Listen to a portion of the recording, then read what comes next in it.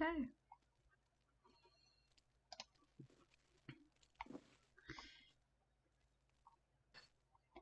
Give us a minute, because I need to figure out how to save stuff to Twitch.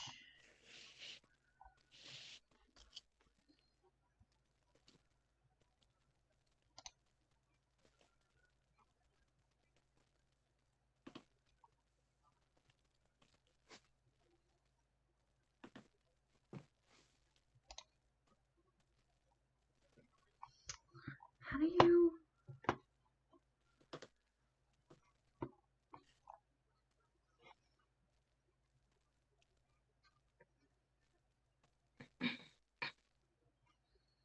How do you save things to Twitch? It doesn't give me that information.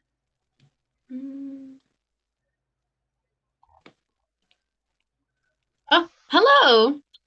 Hello there. Hi, Kel. We haven't started yet. I thought I'd show up though. Yeah, we're streaming, but I'm trying to figure out how to save to Twitch. It's not letting me. And Jess should be off soon. Yeah. Stream information. Oh, No stylist included. I don't know how to do this. Video producer. Okay, that didn't... How do you save to Twitch? I don't understand how to do this. I'm sure Jazz will know when she's back. Yeah. You can help you with that. She's back. Yeah. Just need Help salt. you with that. I'll be back. Okay. Alright. She's back. She's back. Just Help need you salt. with that. I'll be back. Okay. Alright. She's back. She's back. Just Help need you salt. with that. I'll be back. Okay. Alright. She's back. Oh. She's back. That's why it's picking up. I was like, why do I keep hearing people say the same thing over? Oh. I'm stupid. I didn't have the stream muted. So I'm just hearing the same thing over and over, and I'm like, that's not... On loop. Okay, so it is recording. Video mode, what's this? Oh, no, I don't need that. Sorry. I want to try to figure this out, but it's... You're fine. Videos. Okay.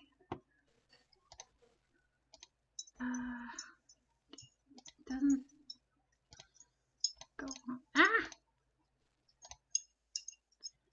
Online streaming activity. I heard something about Jamaica and was very confused. Sorry, I'm sitting here talking in the background. Yeah, I don't know how to... There's no option that's saying save to Twitch.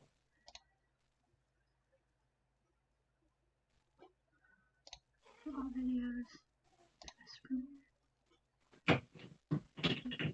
Ah.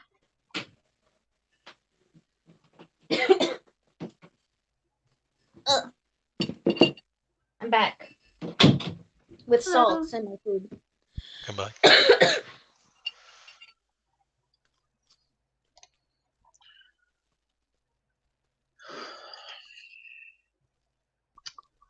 I don't know how to...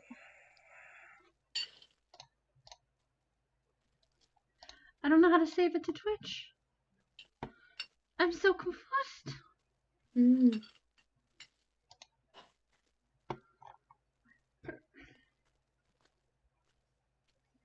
The Google spits out an answer.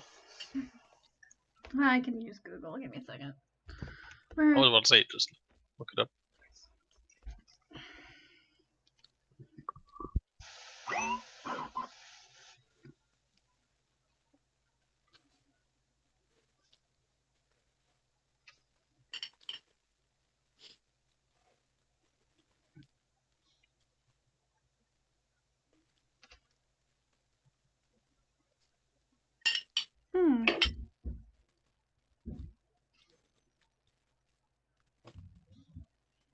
It's cool. I can control it directly from my phone. That's neat. I just don't know how to... Because it says this, she said there's just like an option. So let's see. Is it maybe in your account options or something like that?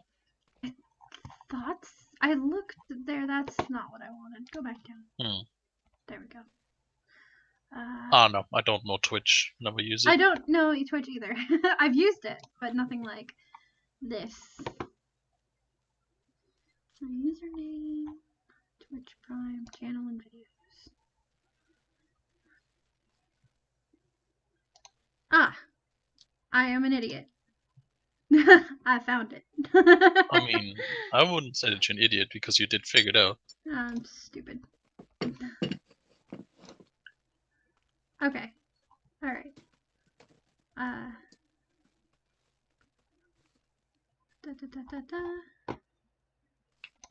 Sweet. Okay. I figured it out. Yay! Twitch is confusing. Makes it twitchy. Alright, I'm gonna mute myself for just a second. No, I'm not, because it'll... Okay, so...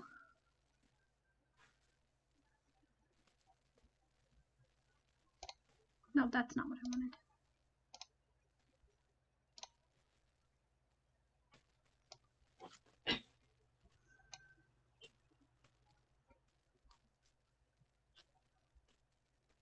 I don't know how to... Okay, so we're just...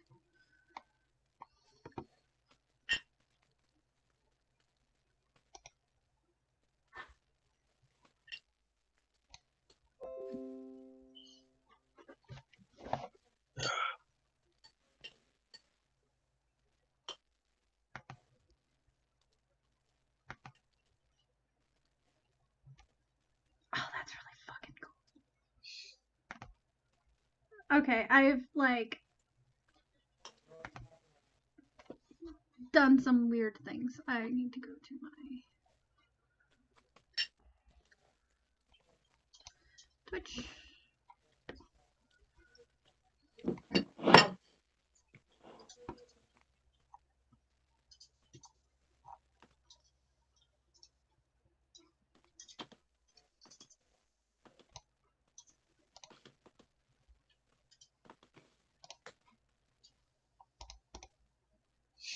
And there we go. Okay.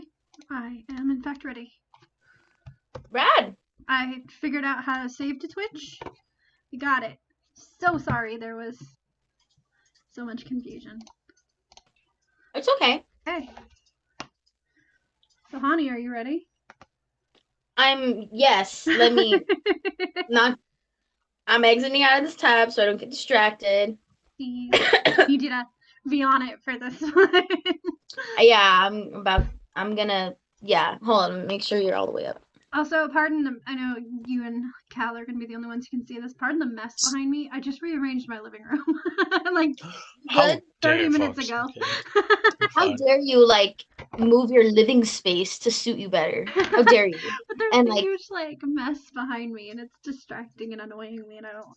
That's not an excuse for your crimes. My crimes against life. I don't know. Cards But I against rolled. humanity. Wait, what? I've got everything I need. A notebook, which I'm finally using the notebook I bought specifically for this adventure. It's so nice. It's so And it's refillable. Just So it's also refillable, so I can replace it with my own notebook. hell yeah. Hell yeah. Hell yeah. I need to put away all my D8s. I rolled health. You can replace all the pages once you get fed up with Anka's shit. Yeah, just to throw it in the air and be like, I'm sick of her. I'm done. She's such a useless lesbian. I don't mean for everyone to be a lesbian. It just Fine. happens. I'm pretty sure Daisy's not a lesbian. Less romancy, my favorite kind of magic. Fuck. You okay, Fox? I have a cut on my finger, and it's really sore, and I just smacked it against my table. Oh, yikes. I'm okay. I know that feel. Recover, you got this. Roll for recovery. Refuse. Wow, I'm full. I'm good. I need to change my thing. I'm gonna send the link to Alvin just so he sees it when he wakes up. And okay, so I kind of don't want to start until Jazz is off, but Alright. we can just get the recap out of the way. I don't know. Did she? Oh, she missed stuff last time though. And because I didn't save it to Twitch, like a dumbass. Oh, and I gotta do this. There we go. And that should take care of any notifications.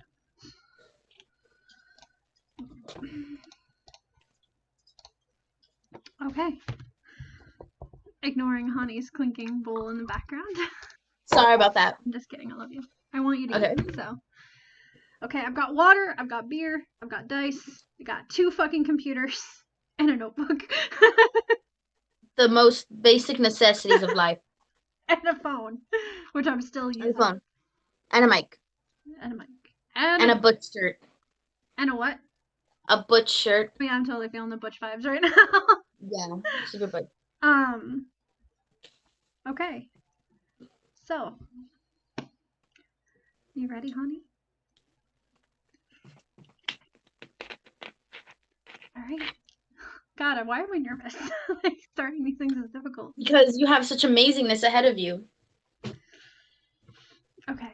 So, where we left off last time was a interesting adventure with Anka, spending about 1.5 years in the giant library in the Temple of the Raven Queen in the town of Breverton. Mm-hmm. She found some information not pertaining to her specific quest to find the thing that, well, I'm just going to leave it at that. Not spoil too much.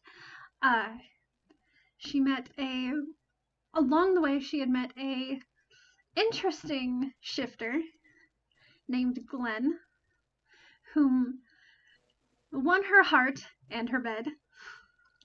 She sure did. She sure did.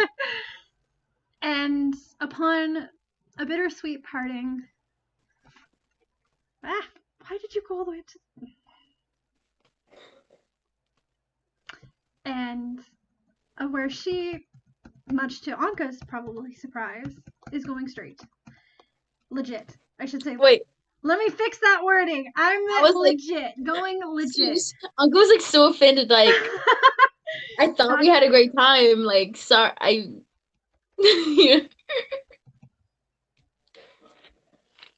She had. Anka had made her way to the library and had spent a few nights with Glenn before this, and met a interesting matron of the library named Dyra.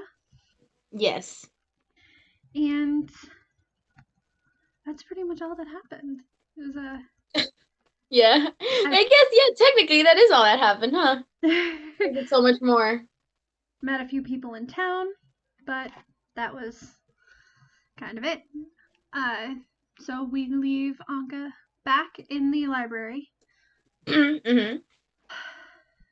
And with a few parting gifts of Glenn the morning after, and the arrival of what she was told would be a visitor to help her on her... Yes, visitor. On finding the information she is seeking. Woo! Okay. Visitors are gonna help me. I'm really excited. Okay. Also, one of the gifts or like one of the things that was on the table was a flower, right? One of the flowers that she had. Yes, it was one of the yellow. It's a yellow one. I don't remember which one it was. It was one of the. It was a yellow one. It was a yellow flower. Yellow flower. It was a. I don't remember. I think it might have been. I remember what it looks like, but I don't remember the name. I think it was. I remember picking it up. Was it a chrysanthemum? Yeah. Yes. Chrysanthemum. But she's like whatever kind of flower it was, she would have been like, you know how impulsive she is. She obviously we talked about how she wanted to have the thing on the hilt of her rapier. She would have wanted to get that done, and then she's also like, I'm gonna like dry this flower like in between books, like press it. She wants to press it. That's just on her mind right now. I just wanted you to know that. Continue, please continue. Okay. Well, did you want to go the direct morning after? We did talk about, I think she wanted to go the morning after to go get the hilt of her sword. Yeah, like on the way back, she's like, I might as well go and do this thing that I want to do. Well, I'm gonna have you actually tell me how much you've explored this town. It's been a year and a half, right? Yes. I think we talked about this a little bit before as well, but on the days where she's like, okay, I have to go outside, like you know, she's a pirate, she's an explorer and also a map maker. So she would have gone and she would have been exploring the city and like kind of making her own map and like comparing it to other maps and that sort of stuff. I think just as a side thing. And I did mention that before. I'm not just saying that so I can be like, oh, it's important. I know it, but I know. I think she would You know. mentioned it. That's why I'm making sure that it was clear and we have it all good. Okay. Yes. So,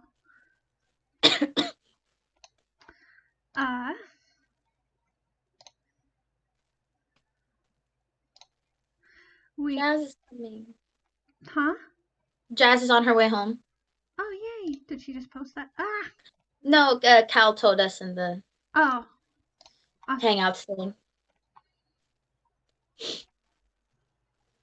Okay, so you are going to find a blacksmith. I would like you to roll.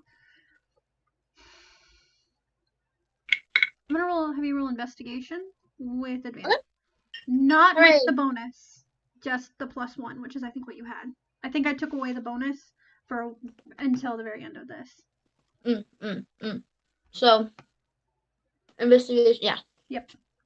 +1. Ooh.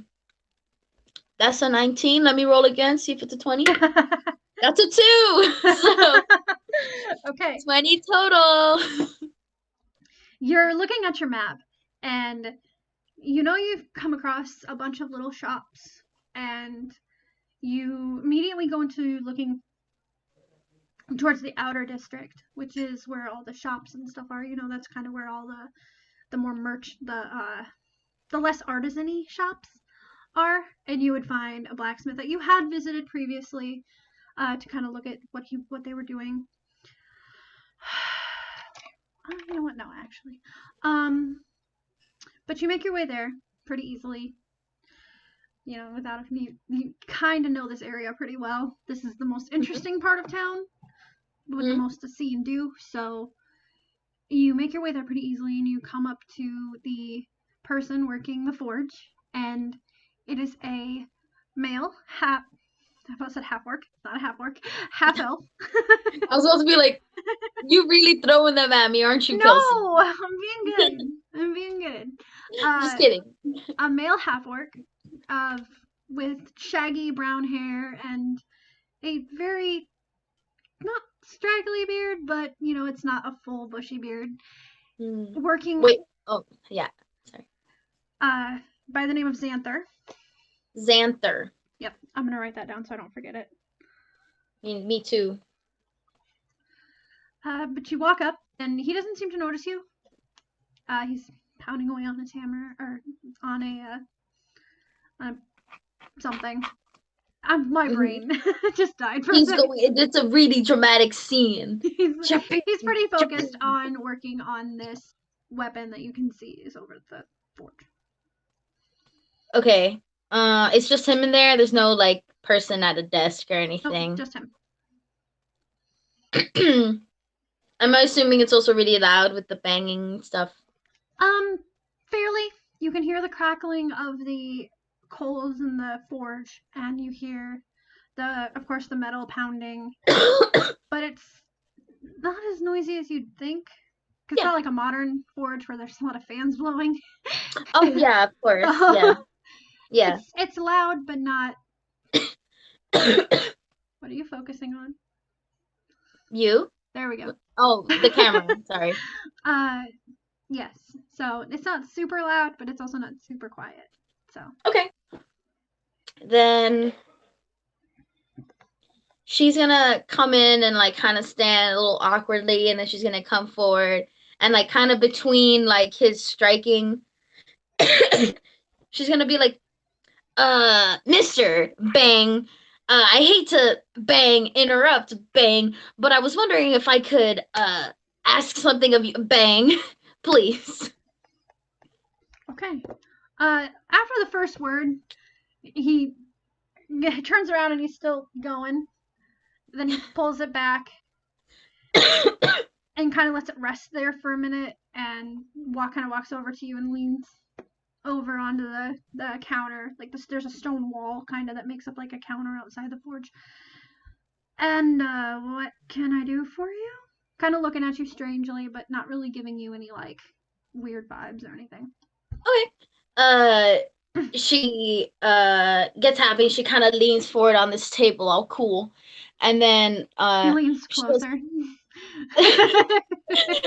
She goes, I don't know if you provide these services, but and then she kind of takes out her rapier, still in its sheath. She kind of like unbelts it, and like because she doesn't need to be like unsheathing it. It's for like the hilt, or maybe on the anyways, she imagine this is all maybe that is what she's being like. She'll do it. I'll act it out. She kind of like dunks it on like the table, and she says, if you do like engraving, I don't know if you could do that for me, but I have something special that I want written on the well, maybe not just maybe, and then she kind of like unsheathes maybe on the, I don't know how it works, but on it. Do you do that engraving? Just one. Yeah, we do engraving. 2. Slow down. Got the words hilt, engraving, and do I do? Sorry. I'm getting a little excited. Had a crazy couple days. Understand. You know, good, exciting night last night, you know. She's so awkward. I'm sorry. And she goes, but glad to know that you do engravings. I didn't know what would be better. All I know is that I want a name written. Whoa, wait, hold up. Whoa, what happened? I don't know. Why is my camera, or hold up. Someone's calling me. I'm sorry. I'm gonna be... Okay, I think it's gone. Okay. Sorry. You're good. R.I.P. using my phone. We'll get that fixed eventually. We'll get that fixed hopefully sometime soon. But she might call me again. Were you still able to hear me even if I was? Yeah, I can still hear you. You didn't seem okay. But if sorry. you answer the call, it's gonna take you out of this call, I think. Okay. I thought that for some reason my phone turned off, and so I was like, but where was I? She goes, I just need a name sort of engraved in fancy script. I didn't know what would be better on the hilt or on like the blade part. I didn't know if that's possible. What do you think? You're an artist. You're looking for a name? Yeah. Now, we do a variety of services. Some is a little bit fancier than others. But it's kind of what you want. I'm guessing you don't want to inhibit the use of the blade? No, I would prefer to still be able to kick some ass and stab some ass. Okay, so this is decorative purpose. Yeah. Okay. Now, are you looking to have the hilt? He's talking about the art. He holds out his hands for the may I? Why does everybody go southern? Listen, this is a southern city. I think we've established this is maybe a southern city. He holds out his hands and is like, may I? Yeah, and she picks it up and like kind of just places it in his hand, but kind of reverently, like, you know, she's trusting him with it, but it's important to her, obviously. He takes it and he's pretty gentle with it, but he pulls the scabbard away from the rapier. Which I don't know if rapiers you generally have scabbards, but hey, I don't know much about swords. We should probably figure that out. Cal probably knows. He's probably raging right now in the chat, like, fucking, they don't know. You have scabbards for rapiers. Okay.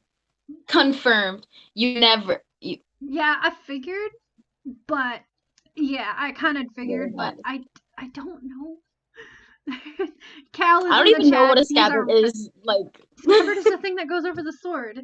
Like the sheath? Yeah, like the Oh, yeah. thanks. I always think of it as a she. I didn't know it was the same. Okay, go I ahead. call it a scabbard, but Oh my gosh, you Northerners, you Iowans, saying pop and scabbard. English language. Hmm. So he pulls it out and he's kind of looking at it and he's like, "Yeah, I can do something on the blade." And he starts pointing towards the curve where you hold the rapier. Hmm. Is that what On the ricasso. you're saying? A word I don't know what that means. Yeah, I keep seeing it and I'm like, what does that mean though? What does that mean? Yeah. Is that like on the? Oh Wait, rapiers aren't curved. no, but Oh wait, on the thingy, on sorry. the handle where The it's handle, curved. sorry. Yeah, there's like a curve. Yeah. Yeah. He's pointing at that. Uh-huh. And do you want it do you want me to shape this into the word or do you want it engraved? I have a feeling Anka doesn't know much about art besides what it takes to draw maps, so she's like, I don't know. Thank you. Okay, thank you, Kel.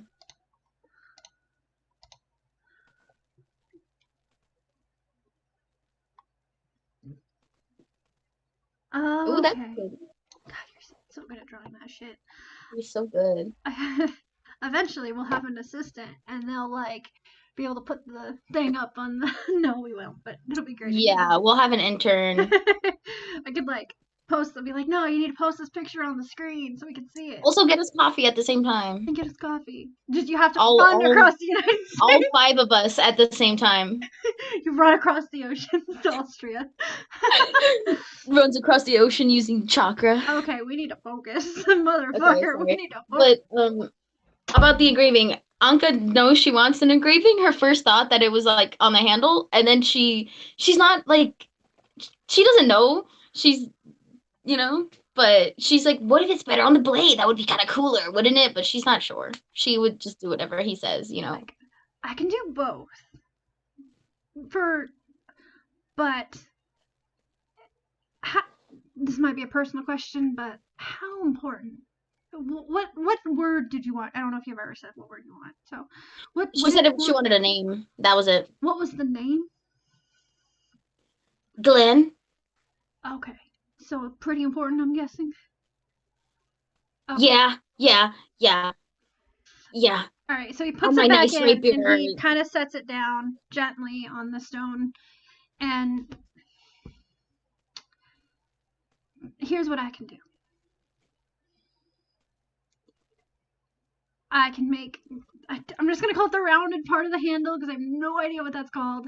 The rounded part of the rapier. The basket. Thanks, Cal. Basket? Thank you, Cal. We love you. It's the woods with a basket. On my way to see Grandma pull the sword. On the basket of the sword. Hopefully, I'm describing this correctly, so I'm getting the right words. But yeah, I can make that shaped in the name of Glenn, and then I could do a different language going down the blade. He's just using simpler terms as well, so it's kind of getting not understand what you know how to use it, but. Yeah, she's had it for years, but if someone was like, what's that end of the sword called? The not sharp part? The pointy part? The part that I use to bash people's heads in instead of stabbing them? Idiot. I can do that in the name, but I could also do a different language down the blade. Ooh. Hold up. She speaks Elvish. What did Glenn speak? We haven't made a character sheet for him, but we know he probably speaks, I think, orc, most definitely. Possibly giant. Druidic.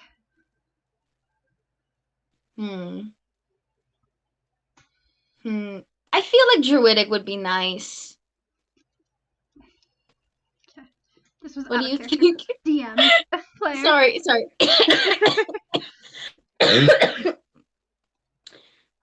Okay then. Okay, I have decided. Mihani. Now Anka will decide. I have a feeling Anka would just agree with whatever the fuck.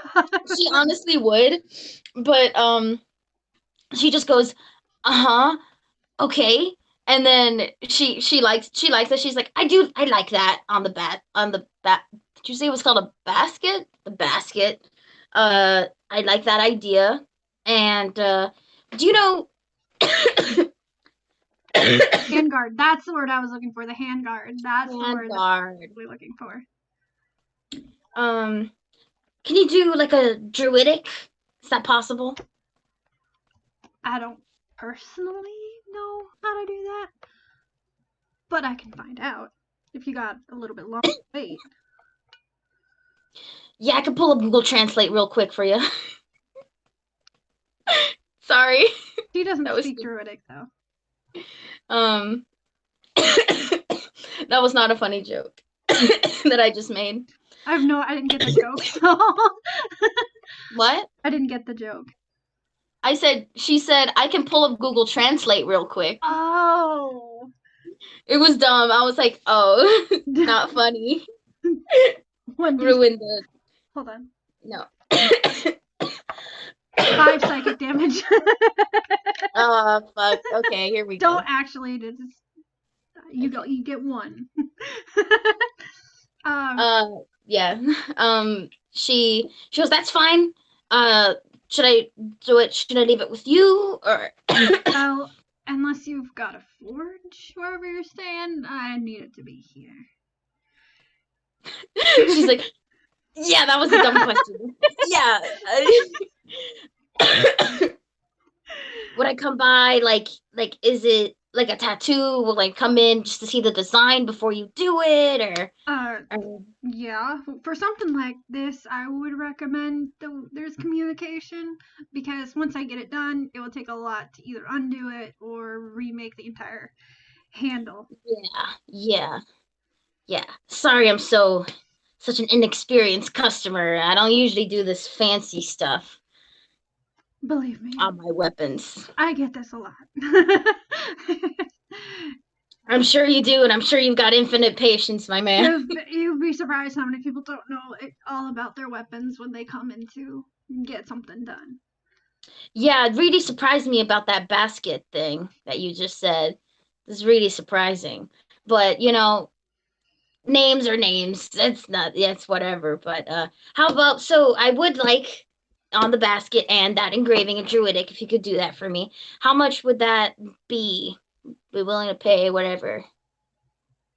He kind of thinks, and he's like, well, in order to make sure that this is not going to threaten the structural integrity of the sword, first off, it's going to take about 5 days. All right. Just because of the nature of it and getting the translator. So it's, with something like this, I'd probably charge around 7 to 10 gold. Makes sense. And from your experience in this world, that's kind of high for just something for weapons. Mm-hmm. But you also know that it costs a lot to make certain weapons, and that, so you're kind of guessing that you get this is a pretty decent price for what you're asking. Mm-hmm. Yeah. And obviously a lot of effort to go, like having a translator and doing all this research, not just the engraving, and it's manual labor. She gets it. So she goes, well, that's totally fine. It's a lot of work, and you said 5 days. I don't think I'll be in any fights. I can hold off on some fights. If you want, I could give you another sword. If you're... I got another one at home. Not that I ever use it these days, what with all the reading I've been doing. Well, you don't need to know about that. Who cares, right? Which I should be getting back to. Reading. She kind of like looks bored for a moment, and then she kind of shakes her head and she comes back and she's like, "All right, would you like to be paid up front or?" We'll do 5 gold now, and I'll collect the rest later, depending on how much it's gonna cost. All right, you got it, Chief. And she'll take out 5 gold. Make sure you write that down, even though I know you don't know your full gold amount yet. Yeah, I've just been like being like, whatever. Here, take 5 gold. Okay. Okay, hold on. Also, welcome, Jazz. Hi, Jazz. You haven't missed much. Anka just went to the blacksmith. Who was a half-orc named, or not half-orc, god damn it, half-elf named Xander. Yeah. Anyway. He's super handsome. He has a beard. So I was like... But not like as magnificent as Cal's beard. Of course not. Cal's number 1.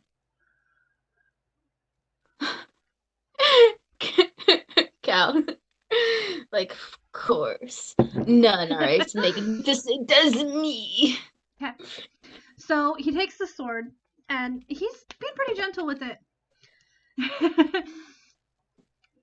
But you give him the 5 gold. Make sure you write that down. I wrote down. Okay. And you're just kind of leave your sword with him, and you can make your way back to, or make your way to do what you want. Oh, before I should probably ask him, like, when should I come back to check, you know? I'll send, where are you at? I can send a courier, but I gotta know where you're at first. Okay, then she would be like, oh yeah, sure. I'm at the, it's this big temple down Raven Street. You gotta, you're veering left. It's actually, should I just write down the address? I'll write down the address. Wait, you're staying at the Raven's temple? Yeah. He kind of looks at you like, I didn't even know that was still in operation. Oh, sure. It could be pretty dusty. It looks kind of bleak, you know, if you're not, you know, a follower of the queen yourself. But listen, really nice ladies in there. Take good care of me. Let me crash on the couch for like 2 years, maybe upcoming at this point, or 1.5 years now. So real nice. He kind of looks like 2 years, but he doesn't say it. He's just like, all right. Last thing. How is this name spelled? She goes, oh, sorry about that. She goes, it's spelled Glenn. Glenn. I think I can remember that. But he still like takes out a paper and writes it down. Yeah. It's like, but 2 N's. Remember the 2 N's. I remember the 2 N's. I was gonna say, if you don't want them to be spelled the same, we could do Glenn with 1 N and then Glenn with 2 N's. But I was just thinking that. I was like, perfectly Glenn fine with 1, Glenn with 2. But I kind of like it the same because that way it can like the name itself means both of them. You know. Okay, just making too important. Just pointing that out, like they didn't have to be spelled the same, but yeah. Perfect. Okay. So he kind of goes on. All right, you'll probably hear from me in about a day, day and a half, maybe 2 days. All right.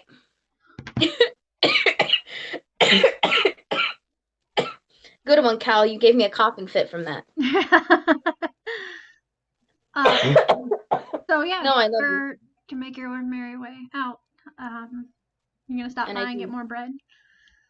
I say hi to Jenny. Of course I do. I remember Jenny. I give her a wave, and I'm kind of in a hurry because I remember that we had visitors that were gonna be coming in soon. So I kind of like, I kind of want to get some. I'll see you later. I'll see you soon, Jen. All right, bye. All right. He has the bread in the bag and just watches you go. She's like, just like, I was like, oh, Jen, how's what's up? And she's just watching, like, oh. I like them having that kind of friendship. That would be funny. Okay. Bill. All right. So you make your way back. It takes you probably about a half an hour to make it across town because you're not like in a super big hurry to get there because you're like, more time in that fucking library. Yeah. Back to my studies. Back to your studies. the way back, and you make your way through the wrought iron gate and the steps that lead up to the temple. And unfortunately, I'm not going to describe it again. Because I have suddenly noticed these giant pillars that I did not see before. You do notice the giant pillars. They're there, but in the year and a half, you never fully thought about them. So how much does Anka want to stall? You do not have to look at them. I'm not saying. That was. Yeah, I mean. You want to roll for it? She's a little, actually, yeah, because we've had this going on, right? We're saying that she's like a little bit bored, and she's like, after such like a nice time, I kind of like don't want to go back yet. You just like want to. You don't want to get back to the library. 13, her will is not too strong, and so I think she goes up to the door. She's like kind of about to like jiggle it or knock or whatever she usually does, and she just like, let me just stand out here for a little while. And I think she like kind of goes back and like looks out across like the yard, and if there's the birds are still there. I don't know how their relationship with these birds are by now. Roll a charisma check. Okay, charisma for birds. Love me, birds. That's a 1 -1 0. These birds hate me. Kelsea, they try to attack me every time I go in. As you walk under the wrought iron gate, you feel a plop on your shoulder. Kelsea! You didn't bring bread. I would have given you advantage for bread. I should have stayed for bread. Oh, this is good character though. I'm thinking about all this stuff about every time she comes in, she has to buy bread. She's Jen's #1 customer from how much she buys bread. Because she has to get it every time she goes out for the sacrifice for these birds. Oh God. She gets out a wipe as if this is normal. like a little claw, and you're just like, ugh. All right. You're just like holding it and you shove it back in your bag and you're like, this is. I should have stopped for bread. Should fucking stop for bread. And you're standing in this courtyard in front of this huge cathedral. And kind of up the steps, and you're still muttering under your breath about the birds. Turn around to look, and a glint of the light catches one of the obelisks. God, I gotta go back to my notes where these were written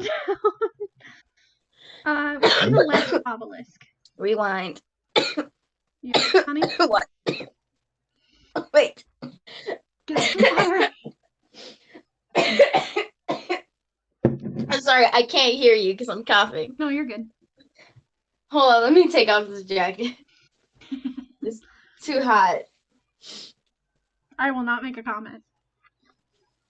It's getting hot in here. So we're going to find a different shirt.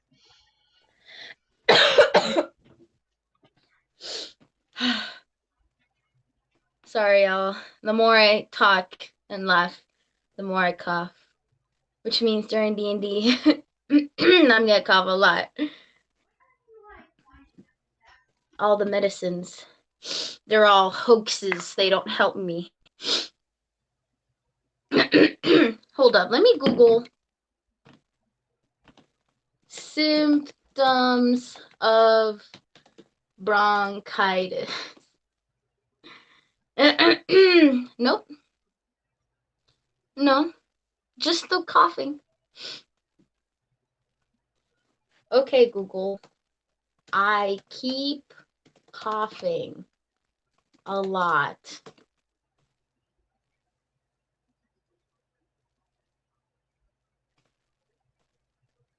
Chronic cough? Guys, chronic cough is a thing.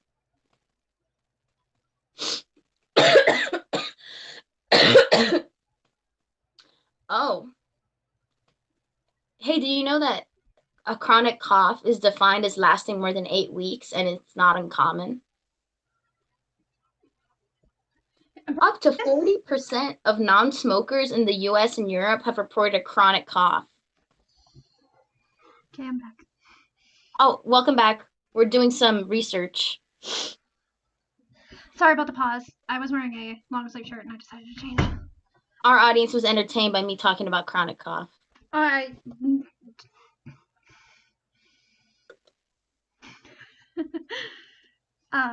Okay. So, you ready to get back into it, or are you good? Yeah, I'm good. Do you have any I'm honey? good. Like actual honey? Bee honey. Oh, Kelsea. Yeah, I think I have honey. All right. I can go get some, but We'll get past this part, and then we'll take a small break. Actually, yeah, you know what? Yeah. Why During a break. Why don't we just take a break now? Are you sure? Small one, so that you can get your coughing under control, possibly. Yeah. It's just like when I talk a lot, you know, Mm-hmm. which I do when I play D&D and when I laugh. So, like right now, I'm fine. I've gotten okay because you guys keep telling me to. I'll go get water and I'll like drink a jar of super honey. selfish on my end because I hate the sound of coughing. Yeah, I hate it too. I'm like, this is the worst ever. I hate it so much. Yeah. Go. Oh, you guys are so nice. Go ahead and go. This session is starting off super disjointed. I also figured out how to save my shit on Twitch, so should be good now. She's so cute. I love her.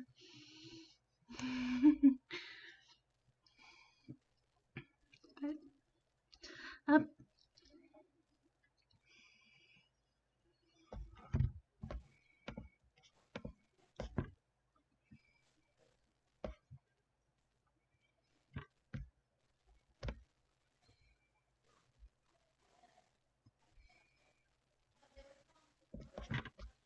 Cal, we appreciate your nerdiness because I have no fucking idea and I didn't think to look ahead. So we're getting informed on parts of swords in another chat. It's great.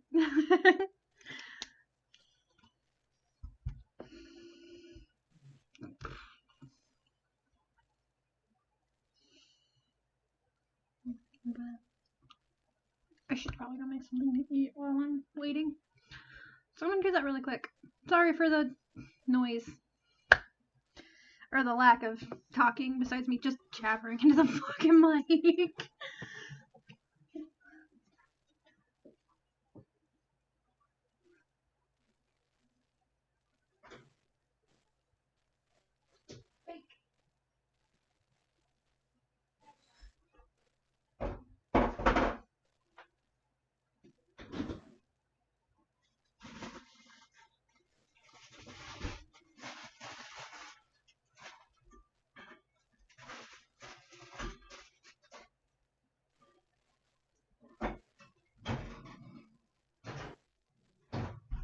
So let those cook for a minute.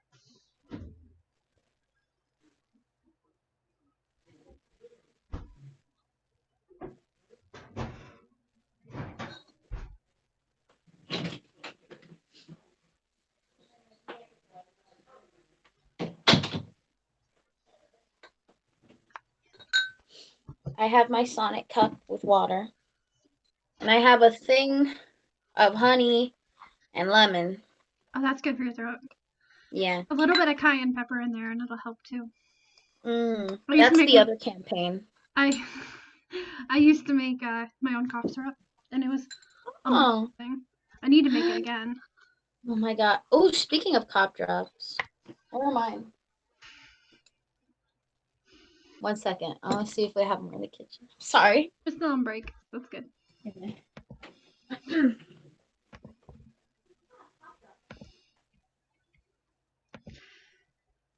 I might also be stalling to see if Bear wakes up. But I'm glad he's napping. Because he deserves it. I have them. Trying to reduce You are Stalin? Yeah, I'm a communist, didn't you know? I said stalling, and Cal's making a pun. Yeah, he's being funny. Next time I need to make a Russian. You can do a Russian accent well. A Russian Italian plumber. My son. You're I was gonna make a fucking Sonic versus Mario joke, but it wouldn't come out right. It wouldn't.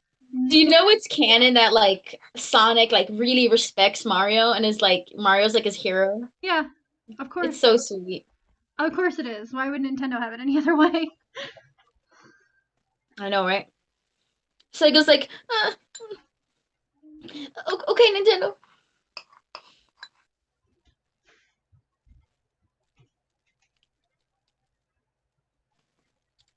Sega has what Nintendo don't, okay? That's just all I'm saying.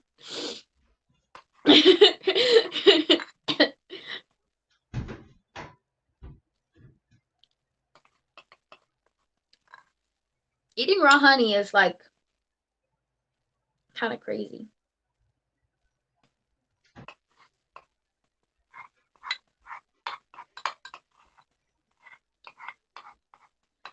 I used to hate honey, like honey the food, until yeah. You know, a lot of people say that when they first meet me. They're like, I just fucking hated you. Like, you just seem like too nice. Like, you're so fake. And now it's been 2 years and you still act the same. So I guess I like you now. Meanwhile, like, you hated me. Yeah, because that's what we all thought when we first met you. Yeah, like, what a bitch. Yeah, when I got that message on Tumblr 4 years ago. Did I send you a message? Yeah. What did I say? You remember? I do remember that. Aww. Because it made me happy. And it was funny because you were on an account that I used to follow. But you posted Steven Universe. Yes, we talked about this, honey. I used to follow your Star Sweater account. Oh my god! But you posted Steven Universe spoilers. So I unfollowed you, and then you messaged me. Oh my god. I'm so sorry. Yeah, I did a lot of, like, when a new episode came out, I was just like, reblog all this stuff because I was the fan, and then I was like, oh wait, people are getting mad at me? Oops.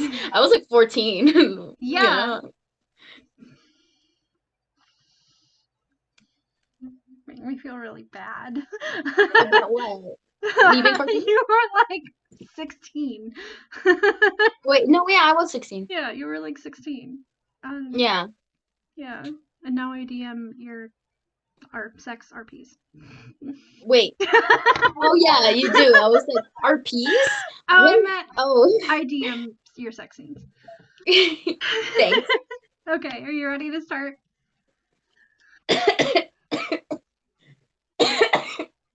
Apparently not.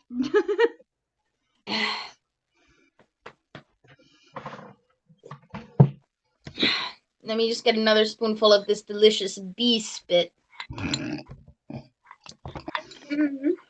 It's so nice. Spit in my mouth. Honey. This is Sorry. 18 plus chat, but still.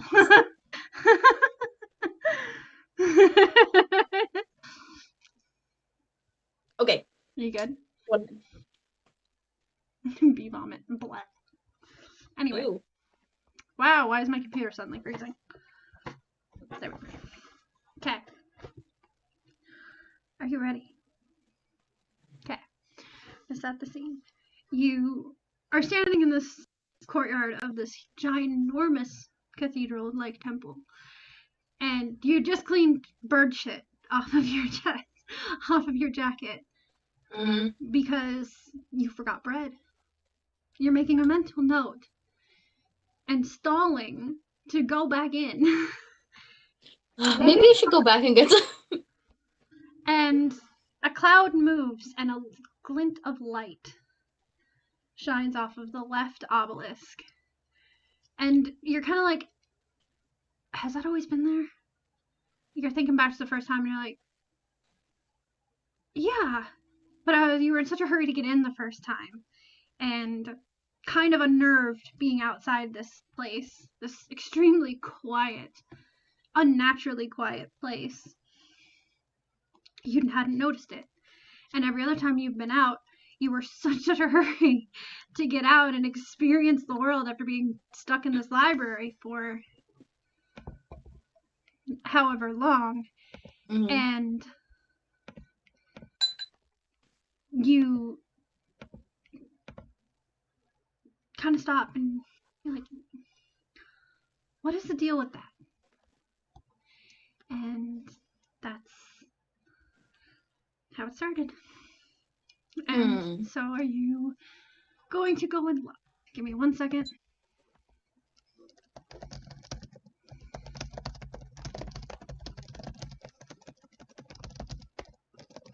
Yes, I know I have angry typing. Just deal with it.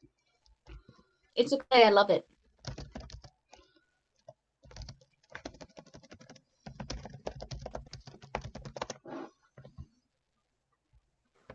Okay.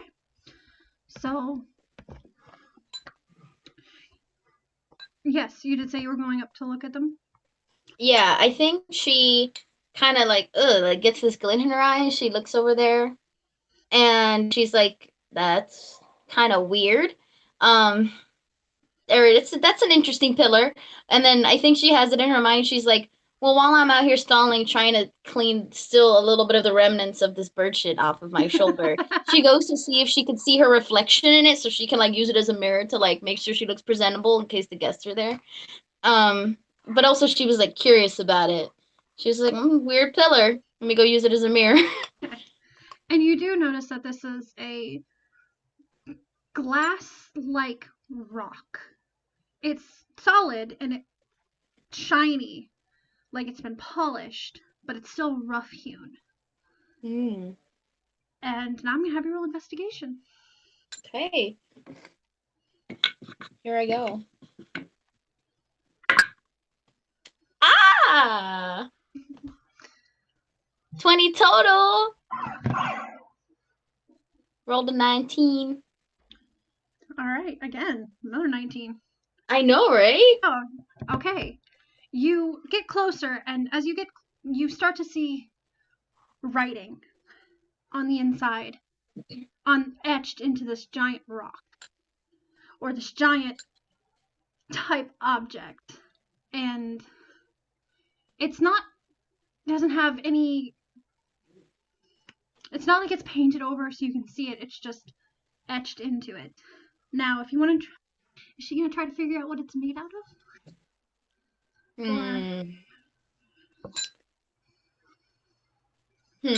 I have to roll for this. See if she would. She would. Okay. I think that I think she's gotten a little used to the aesthetic of this place. And so she's just like, big black pillar with writing on it. Typical of, this sort of temple. I've been here a year and a half. But so she goes up and she's like more just looking at it for herself. But then I think she would eventually notice. So go ahead and like try to figure it out. Go ahead. Say your thing. Okay. You're looking a little bit closer at this, and you start to see the writing is, the closer you get, the more it becomes clear. These are names and dates. It has the name. So you see the name Gertrude McCarthy, and then you'd have a start date and the end date. And you look down, and every end date is the exact same.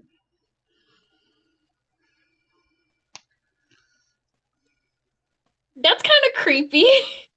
Now roll intelligence, and I'll be right back. Okay. Roll with advantage. Okay, thank you. Ooh.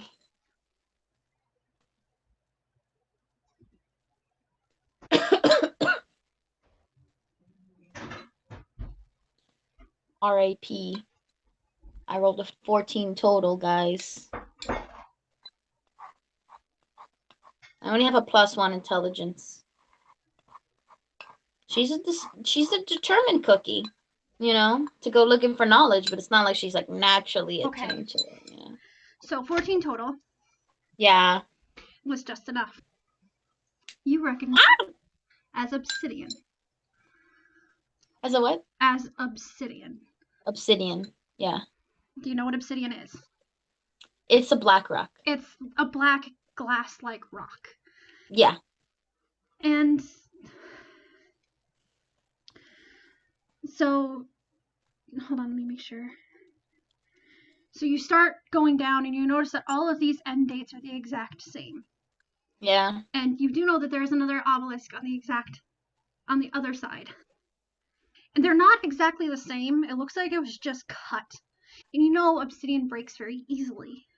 Mm-hmm. Yes. Mm-hmm. Yeah. And that's why you would know. Because islands, pirate, volcanoes, it made sense to me. Yeah. That's why I gave you advantage. Thank you. Okay. So you can tell it's obsidian. Do you go over to the other one? Yes, absolutely. Are you kidding? I like the way this scene is playing out. Like, she's just, like, kind of looking at herself in the mirror, kind of putting herself together, and then she kind of squints and looks closer, and, like, sees this writing, and then, like, looks down at all these dates and kind of shivers. They're all different. Like, I will also point out all the dates are different. There are some that have 47 years in between the two dates. Some have 8. Yeah. Even some that have 1 year in between the two dates. But they're all at the same end date. The exact same end date. So that's why she's like, that's creepy. That's kind of apocalypsy. And so It's not.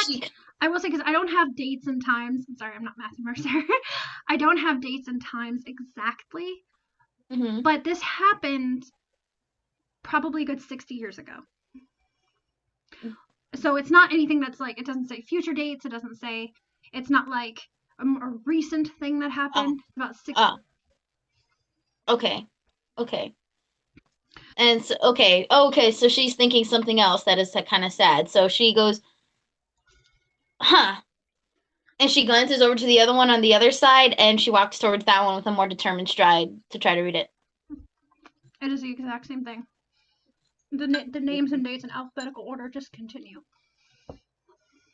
And there's probably a good... You don't count.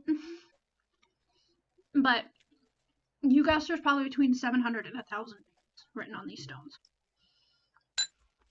I should ask Dyra to come out here and count these. She would definitely count all of them from beginning to end. Good luck with that. Alright, that's the deal with the obelisks. Mm. You do not know what they are from, what they are for, why they're here. She has an idea, but... Do you want me to... Oh, sorry. I want to know the idea. Here's what she's thinking. She's like, this looks a lot... Well, the fact that the dates are the same and it happened a little while ago, she's sort of thinking that maybe there was some sort of, like, disaster that happened, and these are, like, you know, where a lot of people died, and these were kind of, like, memorials, or just, like, kind of a memorial for, like, those people who died in something tragic. And so that's kind of where what she's thinking, you know, that it's some sort of memorial. Some people died. There was something that happened. Okay. And so she makes a note to ask Dyra. And yeah. Okay. All right, you're kind of looking around, seeing if there's anything else. Nothing else on these stones. No telling what happened or any other details besides these dates and names. Okay. Oh, I've wanted to say this since last session. I was so excited when I wrote this. Okay. There's a reason I wrote this like this. I'm sure there is. So you're looking around, and they're not floating, but they are carved into sort of a base. And you know the nature of obsidian. If you were to push on one of these rocks with even anything more than a gentle tug or a gentle oomph, they would crack. Ooh. So, and they're not super wide. They're pretty thin. So they're just like slabs. That seems poetic somehow. Yep. Okay. She will resist the urge to kick it over in a fit of destruction.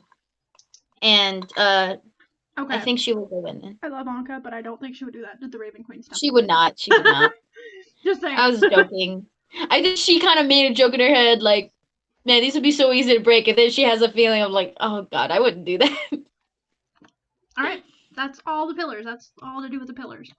All right. It'll come back, I'm sure, later. Because you're amazing. You don't know that.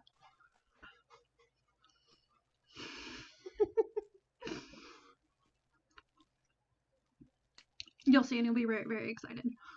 Okay. So what's Anka going to do now as honey? Oh. Honey.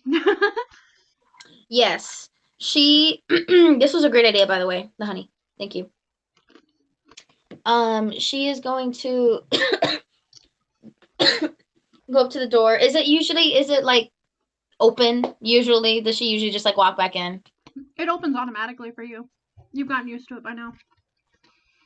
Cool. I think she goes up to it and she like does, you know, like when you're a little kid and you put your hand out, pretend you have the force in front of an elevator or one of those doors. I think she's like, she goes like, shoo, like, and like kind of poses just to be dramatic. As usual, only one door opens. Yeah. The one on the left is the only one that opens. And you tried pushing on this other door. It doesn't want to move. Ruining the drama as usual.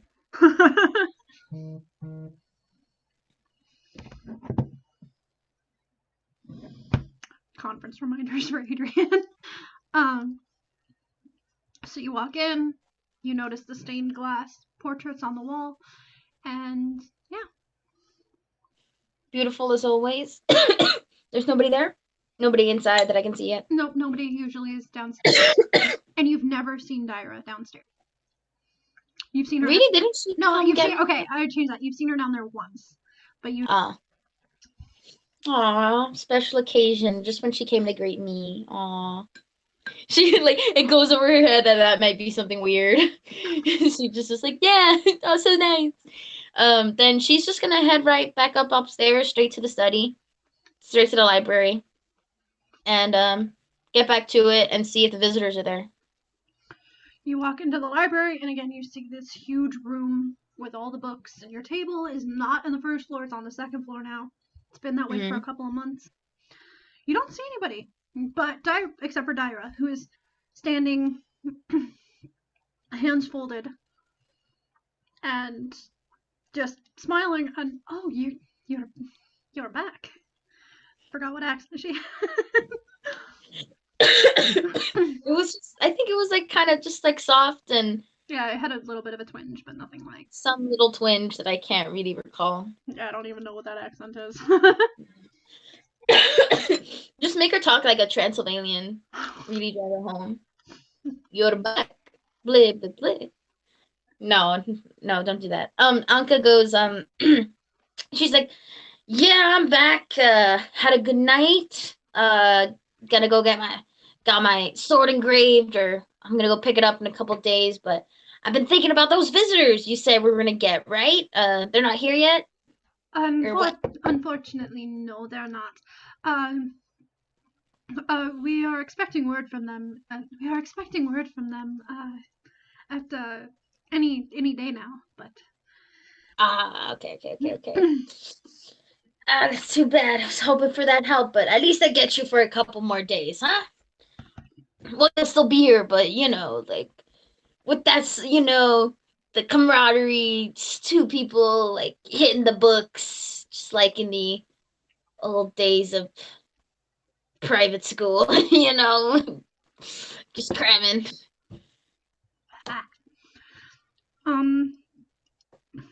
Okay.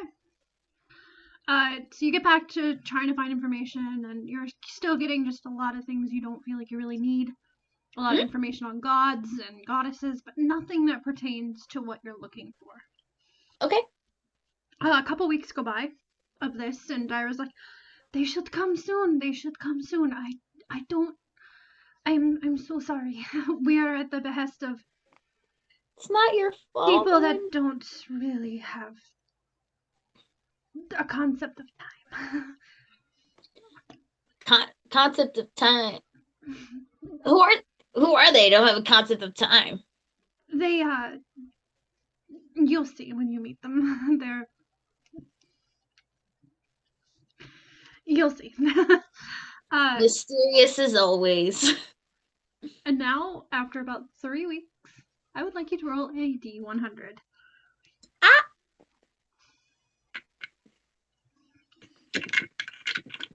Is that one of these? 2 It's D10s. You'll Oh. roll the one with the 2 zeros with the 2 numbers, and then you'll roll the one with the single number. And the Okay. one with the 2 numbers, the double numbers, is your first, and then the second one is your second. Okay. 19?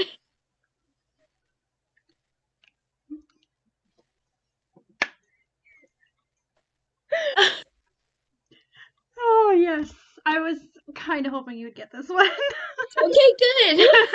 Story-wise, great. I feel bad for Anka.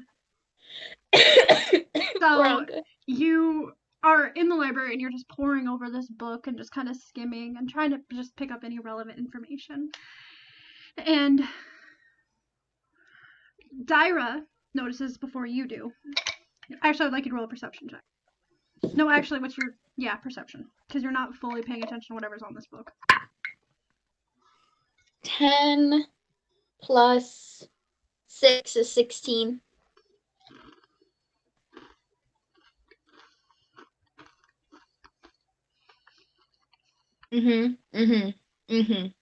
Oh, definitely. You and Dyra both perk up at the same time as you hear some footsteps. Mm-hmm. And it's not common for people to come into the library when you're in there. Mm-hmm. And the door opens rather slowly. Dramatic. Mm. Well, let me get my notes for this. Oh, boy! I gotta get to another person's thing. Just give me a second. This is very exciting. I should have had this pulled up before, but I wasn't thinking. I'm not smart. You are very smart.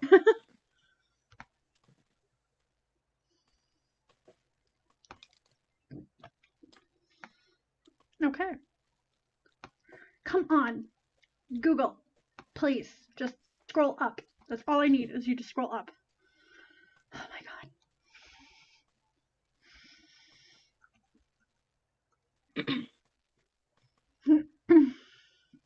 You see a person. You cannot see their face. Adorned in purple robes and gold trim. Mm-hmm. And you can, again, can't see their face because they have the hood pulled entirely over their head. Mm-hmm. And while you not sure if they've noticed you, as he turns around and is just looking at this library, you can see the head tilt up and look, and you see on the back, embroidered in more gold, is an eye balanced on a pedestal inside of a pentagram. Mm-hmm. And their gait is very slow. Like, they're not in any particular hurry. Yeah, God, I wish Alvin was here for this.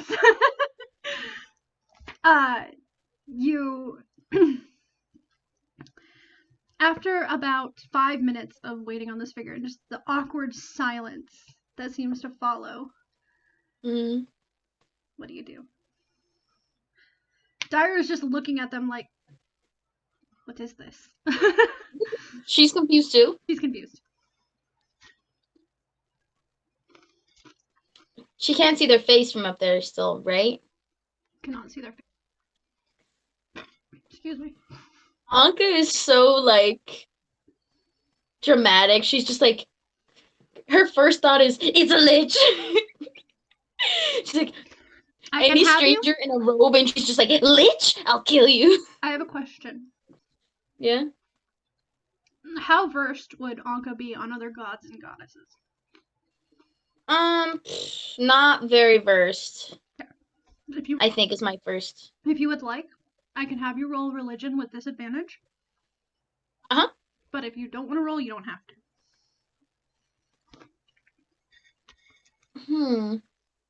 I kind of don't want to roll. I kind of want her not to know. Please keep in mind you've also been reading about gods and goddesses in the library. Then let's roll. So I'm trying to give you the option, like, if you really don't feel like she would know. Mhm. This is just on the off chance that maybe you read something about it.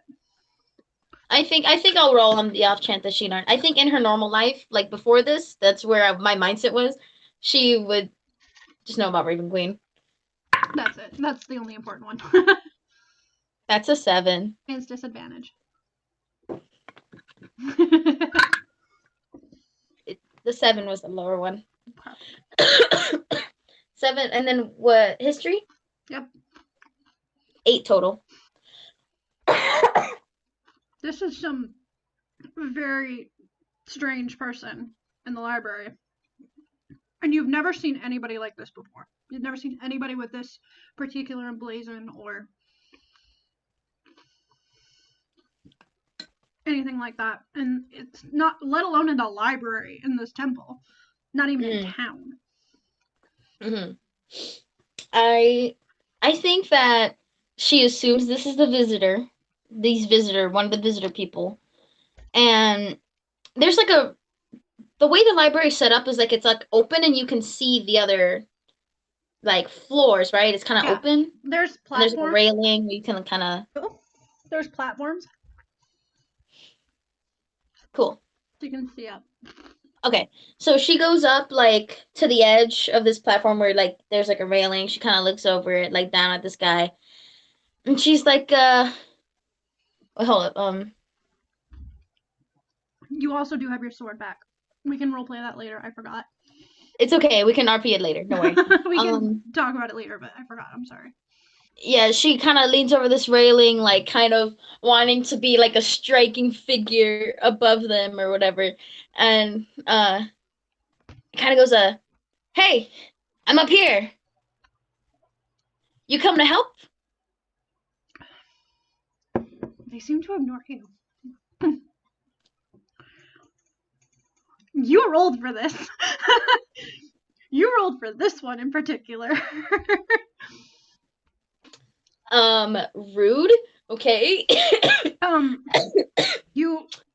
Daedra kind of holds up her arm and is like, I'll take care of this. And starts down the stairs and says, you are supposed to give a warning before just showing up. And then the figure finally turns around and you still can't see their face. It's almost as if there's just a shadow cast over the face.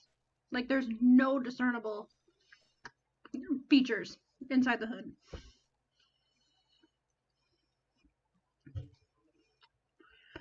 Oh, and I just said she was gonna take care of it, so Anka's just like watching. She's like, yeah, rude guest. Dyra's gonna take care of you, you know? The person crosses their arms. And you hear a breath. It's not. I thought it might be a joke. That you opened up your so secret library. And their voice sounds masculine. And bored. And apathetic. You don't even need to roll for this. Your insight tells you that this person is not enthusiastic at all. Mm-hmm. Bro, go take a nap if you're gonna be such a downer. Did Anka say that out loud? You gotta remember, no. You can't just say words, you have to speak in, because I mix up what's... Yeah, I'm really respond. Sorry. That's what she was thinking. But I don't think that she said it out loud. Okay. She just kind of I think she made a very visual face. Like, she was just kind of like standing back normally with her hands crossed, and like hearing him say that, she was like kind of rolled her eyes at him. But she didn't say it. Okay. They are still not seeming to pay you any mind. Their head is straight towards Dyra, who is just at the bottom of the stairs and not looking. Oh wow, that's really loud. I'm sorry. Not looking the most pleased. Mm-hmm.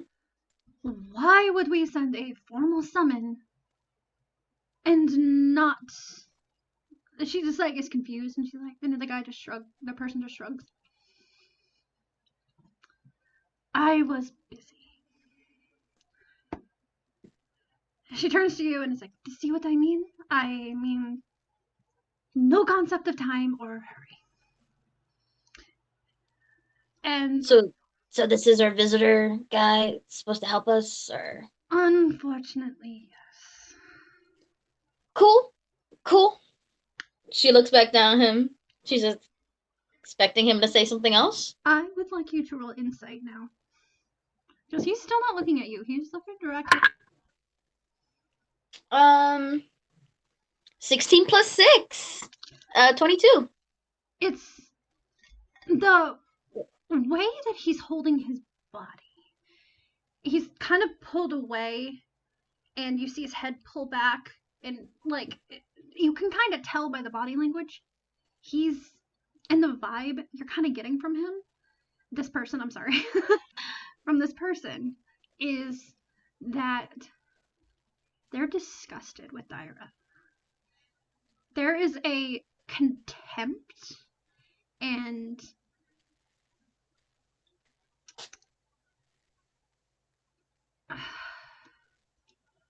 wariness of her. She thinks that is so rude, and this person can say whatever they want about her or talk however they want about Anka, but she sort of, happy to have you on the team and everything, could always use the help. If you're here to help, be good to have some enthusiasm. You know what I mean? Make this all go by smoother, and I say that you ought to respect Miss Dyer over here, huh? The head turns up towards you now that you're actively making yourself like more of a presence. And well, if you would rather have somebody with more enthusiasm, then I'll just send somebody else and you can have them in another 4 to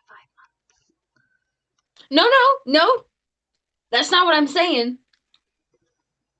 I just think, there can be a little bit more of the mustering up of teamwork, wanting to be here. Just makes things go way smoother. If you can't, whatever. Always gonna have more hands. He interrupts you and is like not caring about what you're saying. You rolled for this? And I don't think you have any idea what's going on right now. No, I don't know what's happening.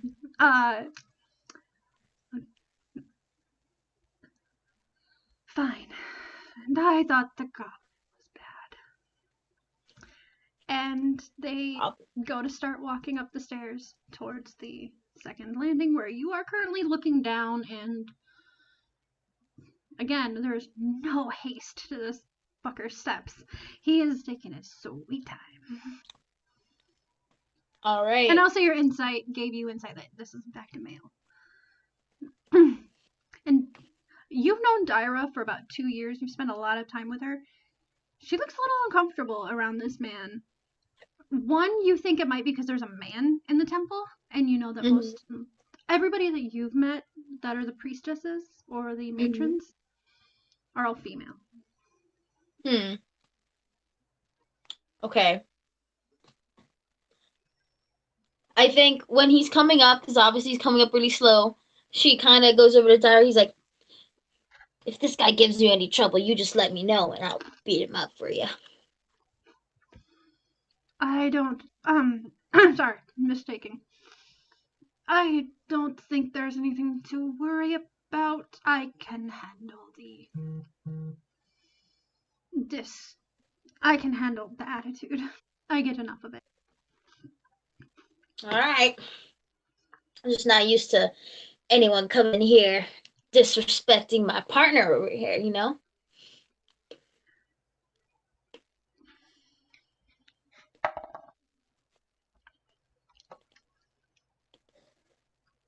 Awfully brave of you to be alone with her.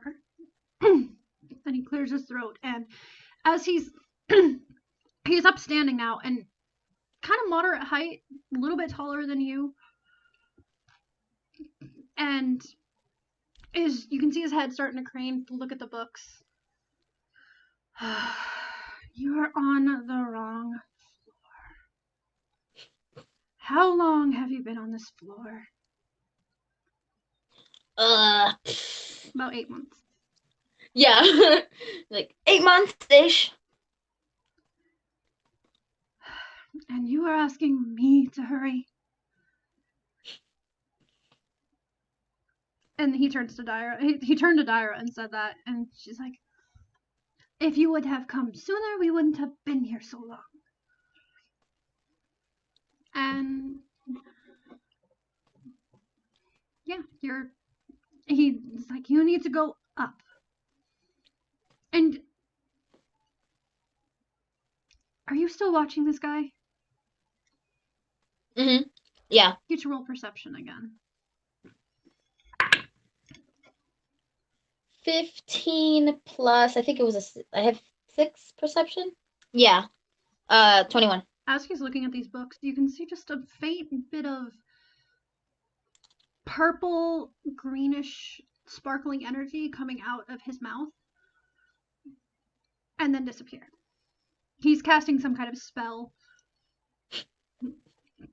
You kind of can assume he's casting a spell. And the slight muttering coming from him under the hood. What?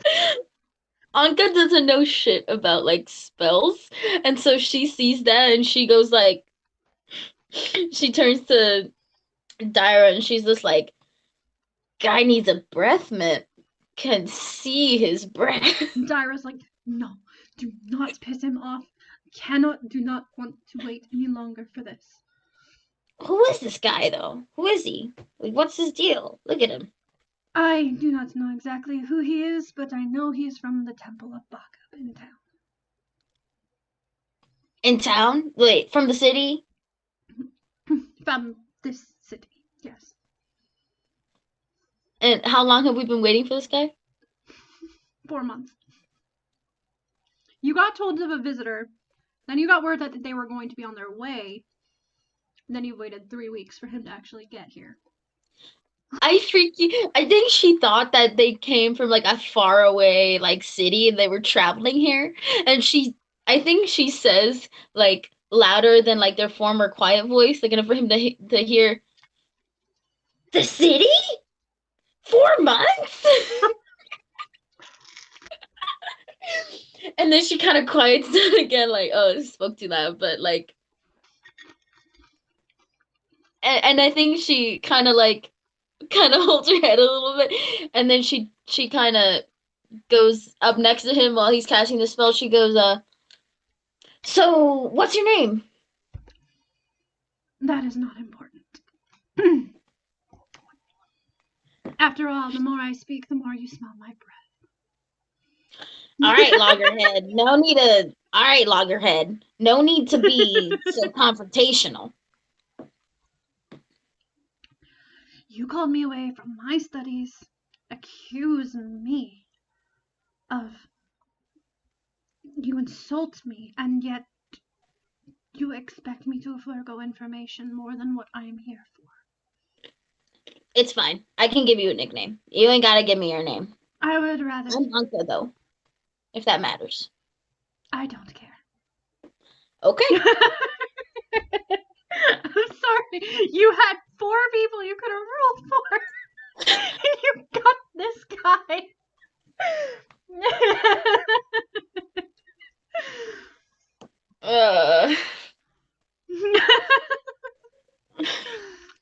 I got the worst, the most antisocial one that Anka is, like, not... Yep. This is the most hardest for her. Oh yeah, goes, you would have... Okay, fine. I'm sorry, you would have loved the other one. Damn it. No, it's okay. I need some challenge like this, you know?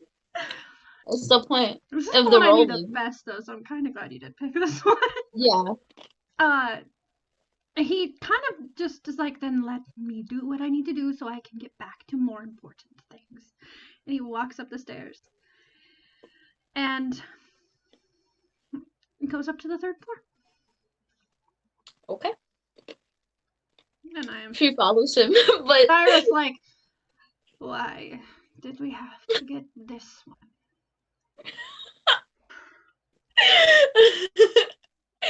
me looking down at them. Hey, sorry. I think that she's following. Dude, she's like this. Grumpy or not, this guy is like gonna help them. So she's like, whatever, and she follows like up the stairs. But like, she's following up the stairs, and he's just like, get back to more important study. Whatever the last thing he said was, and she like not saying it, but like kind of mouthing it, like mimicking him, like like that, and like making faces like. If Well, you're she's going coming. to insult me from behind my back, I would prefer you do it from the front. It's just my face, Loggerhead. I can't help it. Then perhaps you should get him. And I'll look pretty sexy in a mask. he's just ignoring you now, and he's going, and you see that mist coming out of his mouth again as he's casting and looking for seems to be looking for something on the shelf. Takes him a good 5 minutes to find kind of what he's looking for, and he pulls out a red leather bound book, huge book, and hands it to Dyra. And as you're still watching him, he is determined not to touch her. And not even looking at her in the face anymore. I think that's the thing that like actually annoyed her. Like, it wouldn't have been like, she wouldn't have been so like annoyed at him if he like, she didn't think that he was like being like, like, what is it called? Contemptuous. Contemptuous, you know, towards her friend. She thinks he's just being like a big jerk and like looking down on her because she's like a priestess or something like that. Oh, he's totally looking down on her. You don't know why because you haven't put that together yet. But... Yeah, because she doesn't know. She assumes it's like because like she's a priestess and for some reason she must be lower than him or something like that or something stupid, and so she thinks he's just an asshole. Okay.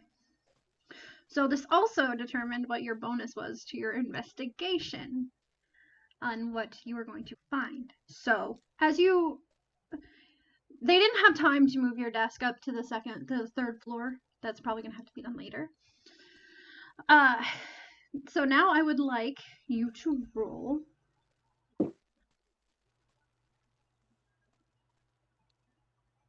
Okay, so in this book, first off, you kind of plop on the floor and you open this book. Dyra like sets it down so you can open it and start going through it while he's pulling out when he's now looking through. So first I would like investigation roll from you with advantage.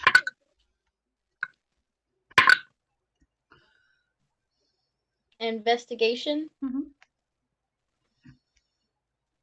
14 total. Plus 5. Okay.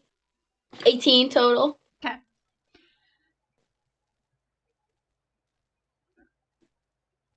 So you said 14 plus 5. Well, it was 14 total. It was 13 plus the 1. Yeah. It was 13 plus 1. No. Add plus 5 on top of what you already rolled. On top of it? Oh! Yes. This is because you have him kind of helping. Oh, oops. Helping. Sorry. Air quotes. Yeah. 19. Sorry about that. That's where I was confused. Okay. Sorry.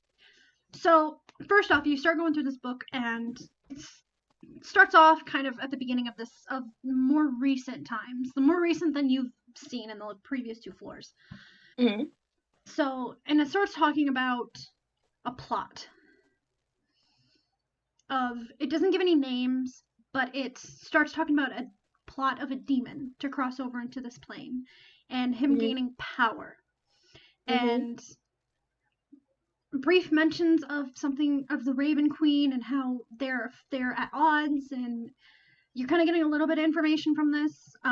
It's very dry reading. So it's like you're just kind of like droning off as you're picking up the information, but you still don't see anything that's like super relevant. That's standing out. Yep. Over the next 5 weeks, the man keeps coming back, not becoming any warmer towards you, not paying any respect to Dyra at all. Mm-hmm. But you're starting to learn more. Mm-hmm. You get information on. He pulls out a book that has information on liches and how they're made and how they work and kind of what they tend to kind of worship and how they become these really powerful wizards and magic casters, how they turn into this undead thing. You start learning about phylacteries, which are fueled by souls of their victims. You kind of realize how disgusting the process of becoming a lich is and how much you have to give up in order to get that immortality. And you don't get full information because again, people don't sit and write down about everything about liches. And then another week you get you read more about certain demons that tend to attract liches. One of them comes up as the name of Orcus. Doesn't ring any bells to you, but you learn that he's Prince of the Undead in the 9 Hells. Welcome to the info dump. Orcus. Demon Prince of the Undead. You learn he's very, very powerful. And you... and in another week, your table is now back up there, and Dyra is poring over a book, and you hear her mutter a word. Not quiet enough that it's whispered, but more of like she's reading aloud, and you hear the word sorrow. And with that single word, it strikes a chord in your memory. The words that have haunted you for years. This whole time, not sure what it meant. In the grating and taunting, gravelly voice of the lich.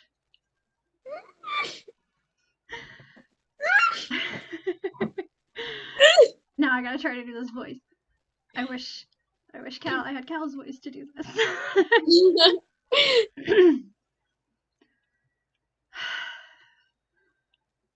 Oh, I can't do it. Sorry.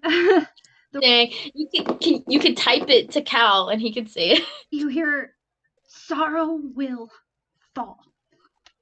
Ooh. You immediately rush to this book. I might have you, Cal, eventually, but not right now. You rush over to this book and you get some more information about a very unknown person by the name of Sorrow. Not getting a ton of information on this particular bit, and you're like, are they talking? At first you're wondering, like, are they talking about the emotion? Are they? But then you start to realize they're actually talking about a person. And how this person fought a war against a demon incursion, against the demon named Orcus.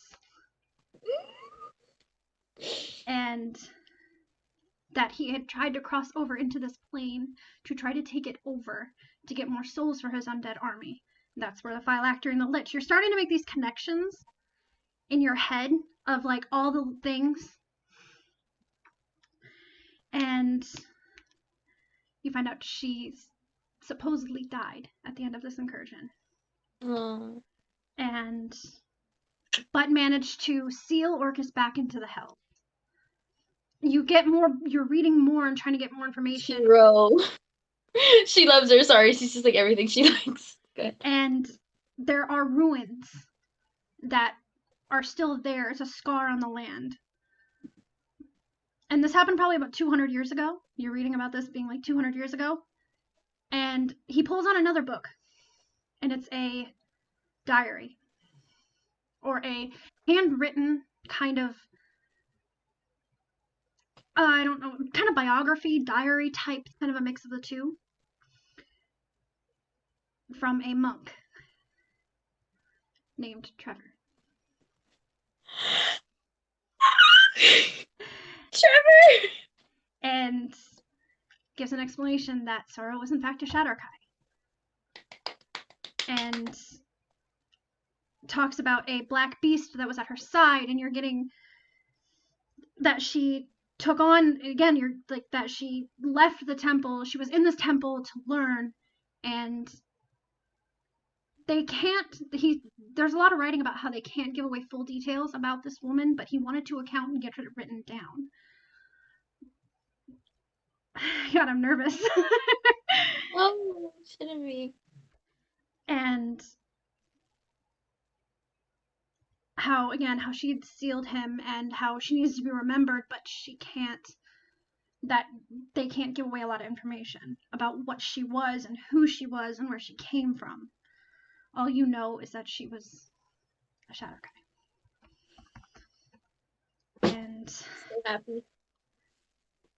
then he pulls out another book more about liches, and specifically liches under Orcus. And how they have tried to find the Shadowkai to take back whatever was keeping Orcus sealed in the Hells. In this book, this is the only time you've ever seen this, is what is described as a symbol of Orcus. And I'll pull that up in just a second. Okay.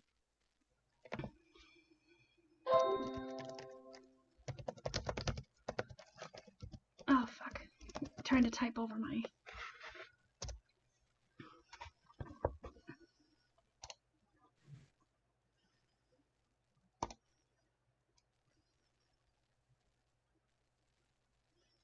You said Sorrow supposedly died during this. You've gotten some accounts that said that she had perished. Okay. But you do get some other information that has said that she has not, that maybe she didn't. Nobody found her body. Nobody found ashes. Nobody. So you're not exactly, you kind of get mixed accounts. I didn't say. Yeah, she's sorry. Like, how can these people be looking for her if she supposedly perished? Like, that is the question that is standing out to her right now. Like, and so, sorry, go ahead. I didn't want to interrupt you. But That's not she's like, what I clicked. Oops. Sorry. Oh, God. Whoops. Stop. Not that one. I'm sorry, it's this one. It's okay. You don't gotta go fast. So you see We can all be. And to describe it, it is a scepter with a gnarled, deformed skull on the top. It's jagged and grotesque, and you're looking at it, and another memory comes back.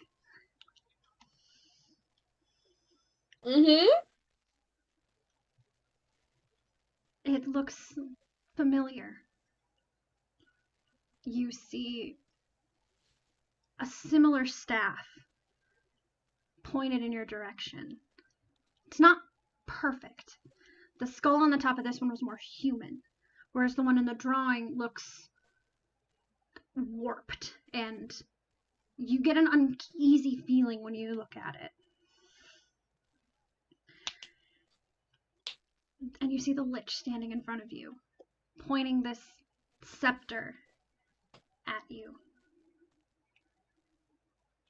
Hatred written across his half skin and bone face. As you're tossed around, your boat is tossed in the sunstorm of whipping waves and rain.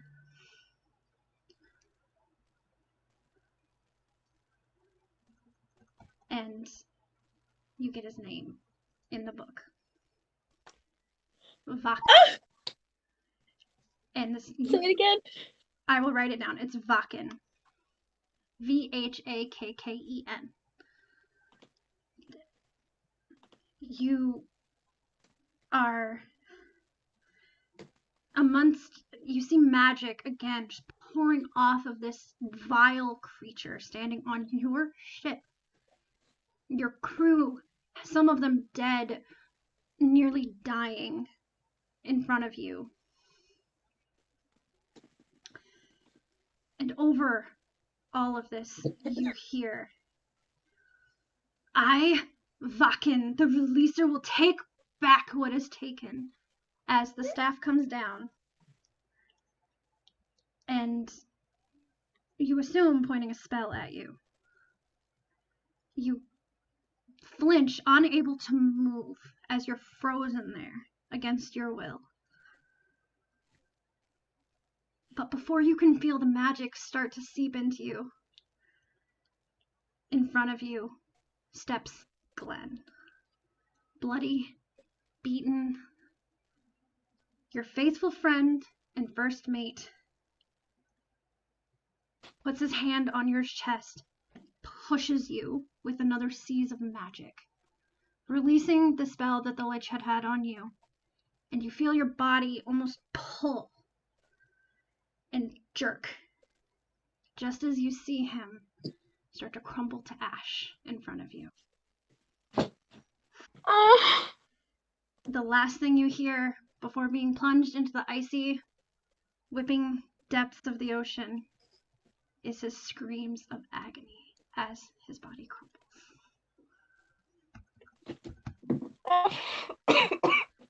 You take a moment to breathe, stricken by this memory that's haunted you, but this new information. And you feel a hand on your shoulder that brings you out of it. Hand is cold. And you feel a strange innate disgust as you shake off the memory. And it's Dyra who has put a hand on you.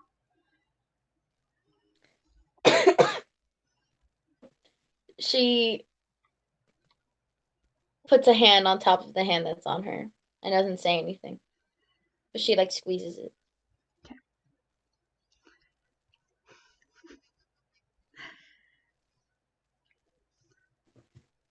Okay. That's where we're going to take a bit of a break. An actual Thank you. legitimate break. I have been waiting to dump that for so long. I'm guessing the rolls didn't help. Huh? I'm guessing the rolls didn't help last session. No, she just had to get where she was needed, and none of the people in the temple kind of knew what they were actually looking for. So, I don't know if you were here during that, but none of the people in the temple really read the books that they store. They don't have scribe. Yeah, I was here for a good chunk of it, and what I'm missed, shaking. Kelsea, that was so good. Like, why did you have to say it like that? Because I told you this was gonna happen. I warned you I was going to hurt you. I love it when you hurt me. Feels great. Does it? Does it really? It hurts so good. My you know what, honey? I'm sorry. I thought for so long whether to put that information in and make this a part of the story.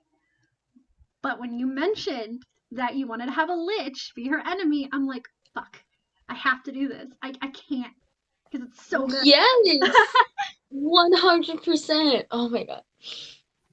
I'm struggling to open this mead, and it's pissing me off now. I'm sorry. God, I'm shaking, and I think you could hear my voice, like, quivering. I'm so nervous. I wasn't sure how you guys were gonna take that, so I was like, Oh, now people know like well, it was like kind of Yeah, it was necessary to say out loud. yeah, you know, like the scene and how me and Kelsey imagined it and exactly what happened now. So Yep. Anka ain't got nothing to hide. I could tell you exactly how Juniper met her buddy. Don't tell me. It's not that big of a secret. Oh. I just like hearing it come out, like, you know, not in the story. If it comes up naturally, but Unless someone asks. Oh, it's probably going to be asked, considering how polar opposites her and Farron are. Sounds good to me. Kind of the responses will be polar opposite. Juniper will go off on a tangent of how she ended up in that position, and somehow end up talking about family. We don't worry about that. Farron will be like, eh. Absolutely correct. Just a little bit more background. So you had 4 people you could have picked. One was the apathetic person from the beginning of the library, which was the lowest, and the one you probably didn't want. The second was the person from the wand room, who was like really jittery and like excitable. Third person was a new one that you hadn't met yet. And the fourth one, which was like really rare chance you were gonna get, was actually the leader. The one that Maggie talked to the most in that back room before he got over to Sigil. Mm-hmm. How they responded to you and how they acted towards Dyra was going to be completely based on who they grabbed and who you grabbed, or who you rolled for. This was a luck roll. But yeah, that was yeah. Sorry, I'm looking up pictures of half-orcs and trying not to cry. Oh god. I'm actually going to put the symbol now in the thing. That's probably a good idea. In the piece, in the stream. Yeah. We're still streaming, by the by. Yeah, and? Oh, hi. We haven't said anything too terrible yet. Oh god, I'm shaking so bad. You did an amazing job.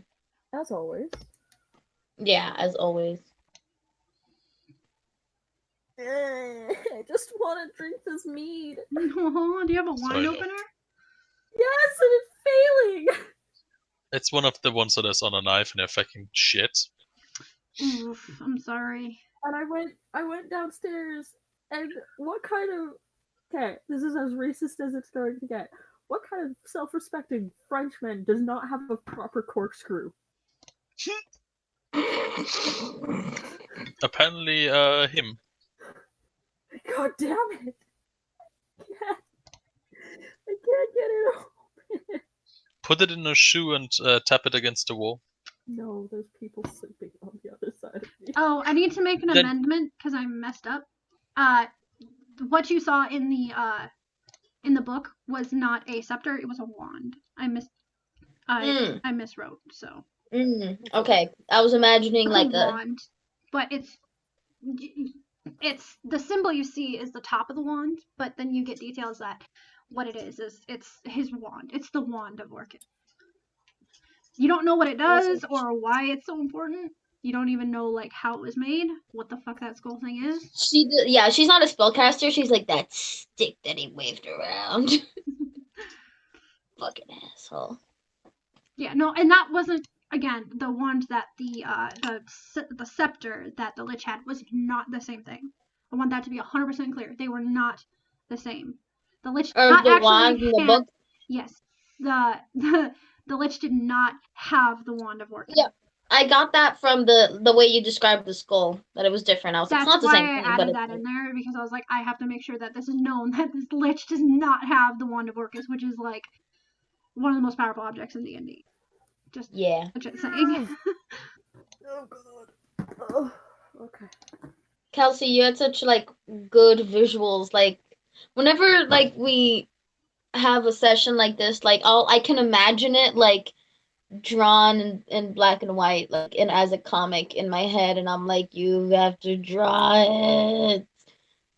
Who has to draw it? The one who's envisioning it, or the one who has created this for you to envision? What did you say? I can't hear you, Will. It helps if I put the mic down, hey? I was about to Yeah. say flip down your mic, Lo.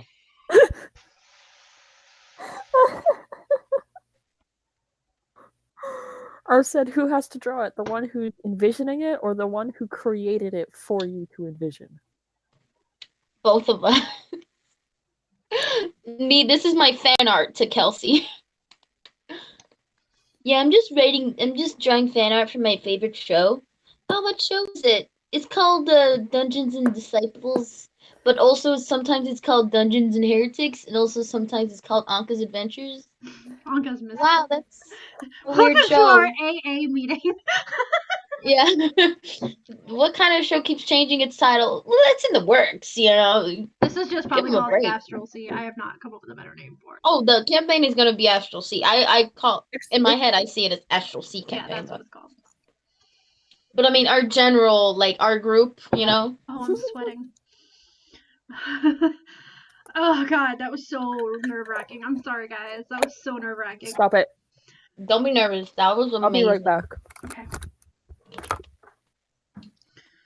All right, so we got to about a halfway point of this, or no, probably about a third of the way through this session, because that took 1/3. to get. Yeah, we're about 1/3 of the way through.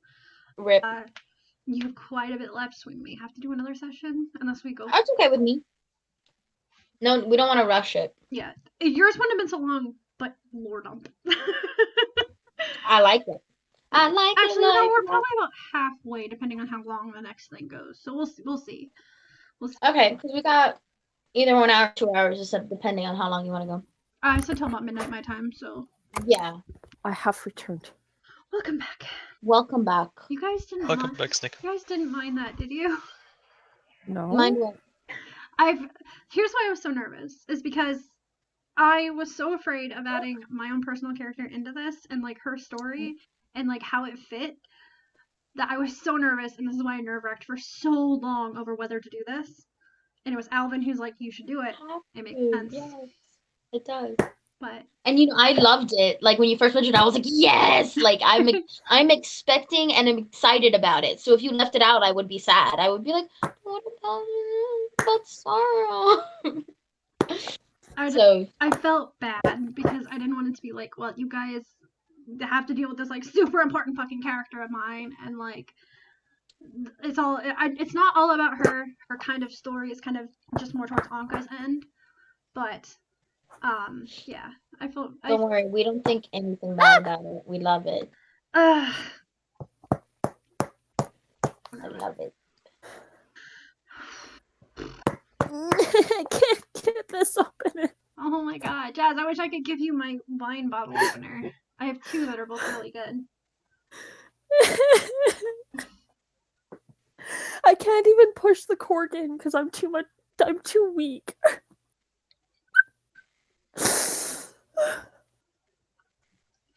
I wish I could help you. I'm a sad potato. I'm sorry. Not a potato. Sorry, I needed a moment to come off of that. Ugh. Stop it. Stop saying sorry. I know, it's hard not to. I am aware. Stop it. But I'm glad you enjoyed it. I just hope everybody else enjoyed it too. I love. Oh.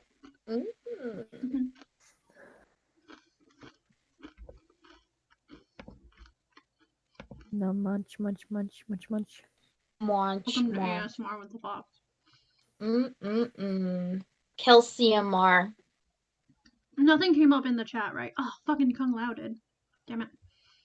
Oh, sorry. Oh, I forget we have one of those. Let me go look at it. Yeah, I would have liked Kung Lao. I know Alvin would have too. Oh well, we'll see if he comes up again. He wasn't even in the bot earlier. Huh. That looks like Magnus. I give up. Whoops! Tipped over my mic. Alright. So, honey, once you got yourself, like, recentered, we're not done. I know we're not done. I meant we're not done in the library yet. With this asshole. No. jerk. He's so sexist. I don't like him. Yeah, that's the reason.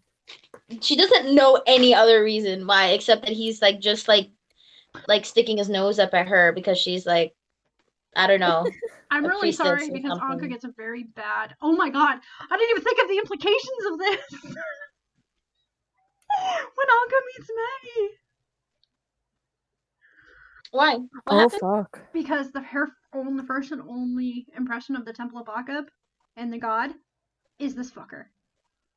Oh no. Yeah, and so she's gonna meet Maggie and is gonna be like, oh, man, I knew a guy that was also part of that. He was a jerk. Like, are you guys all jerk like that? Then meets Maggie, and Maggie's like the most lovable bean ever. I don't think Anka's the kind that would like generalize. She's only met him the one, so I don't, she's not gonna be like, I met one guy, so I know how they all are. But I kinda mean, thing. it's like your automatic impression of this god is that he's like a fucking snooty asshole, and he's actually not. Like, not how I've written him anyway. He's aloof, but not like.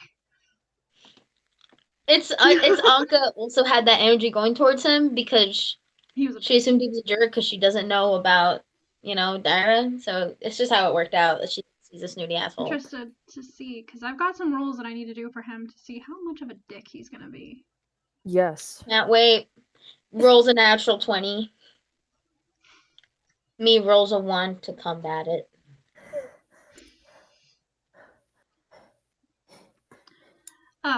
Yeah, that's okay. I need to go turn off my oven because somehow I left it on. God damn it. Well, I warmed up my house. Yeah, I'm sure. It's fine. It was only at 3:50. Alright, I'm gonna go to the bathroom really quick and then I'll be back and we can start in a couple minutes. I should also go to the bathroom. That's a good idea. Good idea.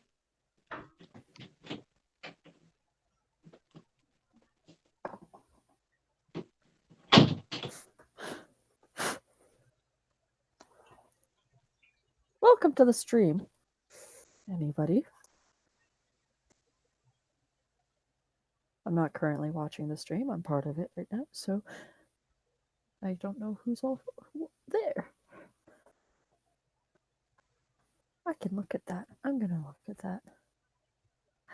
Waffle! Waffle? Hi. Hi. Oh. I love you. So, I love you.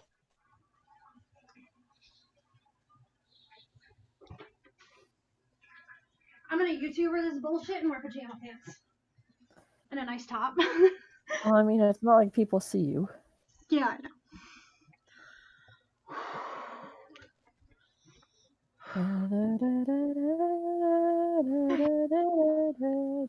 I am sorry that so much is happening with Anka and not you guys. Stop it. You had to control where the fuck Juniper was going, because otherwise we'd still be playing her. And you guys rolled kind of low on your intelligence checks and your intelligence. Yeah. So it was like Anka rolled really high. So she had to have some reason to know all this information. Yeah. And so I don't want you guys to feel like I'm playing favorites. Stop it. You did this. You did this as fair as possible. You literally had us roll for how much we knew about this world we were going into. Okay. You have, other than me, there's Lurks and Zeneki Bear.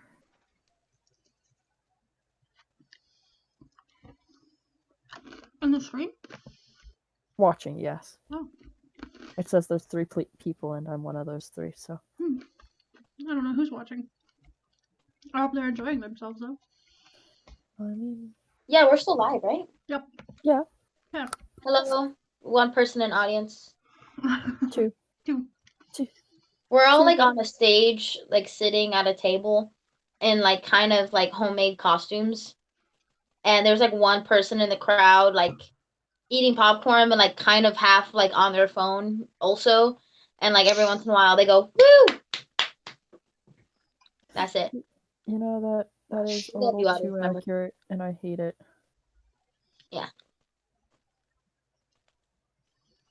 And now Anka knows the reason of the words that have been haunting her for years. Yeah. She's so like Vakain or like whatever. She's I like need to trying to write that pronounce it. down in your chat. I'm gonna actually send you all of this information so that you have it all to reference back to. Thank you. I've been writing it down, but you know, but she's like, man, I thought he was saying some ugly curse. That was his fucking name. What a And the loser. spell he cast, everybody should know this, is Finger of Death. Yeah. Not that it would have affected Anka. Fun There fact, it is. Also, yeah, you're right. Also, actually, it would have because she was already hurt, Yeah. and Well, I suppose. she didn't. But there's that. Which But she would only still. half. Still. Okay, just for waiting everybody for the- knowing, we were playing a one shot or two shot with Cal, and I was playing one of my Shatter Kais. And One she just of. Shadow Jaunted, which means she takes half all damage. But she's also Yeah, Shadow you should Kai. probably specify that it's not D&D Beyond Shadow Kai. It's a. It was before all of the edits. There was. Before they OP balanced Shadow them. Kai. Yeah. She only jaunted once. Yeah. But and that still means that like she still would have. It still would have affected her rules wise if she hadn't rolled. Also, her save also was her Shatter because she takes half necrotic damage. Yeah. So she took us, what was it, like 66 points of damage, half down to like 9. Like, just the way it worked out, she had if you had used it against the fucking Kender. There's a bear! Hi! Alvin! You're gonna have to rewatch the stream because I'm sorry. No, that's okay. We're still going, but there was some We're Good stuff. Got laid again with the vampire this time. Yeah, Anka's getting, or not Anka. That Annie's definitely getting- happened. And then a librarian came. Oh, We I also see the heard. cars in my window. That's weird. That was a joke, Alvin. I did not get it. have rage because I bought mead and I can't get into it to try it, so I'm just Why can't you get into it to try it? because this is what happened. Oh, you have yeah, okay. Oh no. Just like smashed it against the table Okay. No. No. with the glass and everything. Oh, I'm sorry, I'm not Fox. drink glass, drink glass, drink glass. Peer You could pressure. still try tapping the bottom of it. I've been Yes. trying. The hammering you heard earlier was that. I didn't hear hammering earlier. I heard it. Because I was trying. I tried basically, except for the one where you literally tap it against the wall or slice off the fucking top. I've tried basically everything on that list. You need to just end up getting a better. Does anybody else in the house have a better wine bottle opener? No, I tried that. It made it worse. Oh no. There's 3 more options. You can push the cork through the bottle, but you just can't close it back off after that. Yeah, you could be like in there like a Ramune soda pop. I tried that too. Made it worse. I'm too weak to actually get it into the bottle. Other 2 options include just trying to drive a nail into it or a screw to pull it back out. Or for hammer. Both of those I tried. Yeah. I don't have tools. Does one of you have tools? Yeah, in the garage that's currently locked and with about a foot of snow between the house and the garage. Oh So no. Jasmine attempts to drink. It does not work. Roll to drink. Natural 20. Roll to open the Maybe bottle. like Natural 1. like a butter knife or something. Try to shove it in there and I've been using maybe like a shoe and just like pound it. Pound Yeah, that that's shoe. what I've been saying.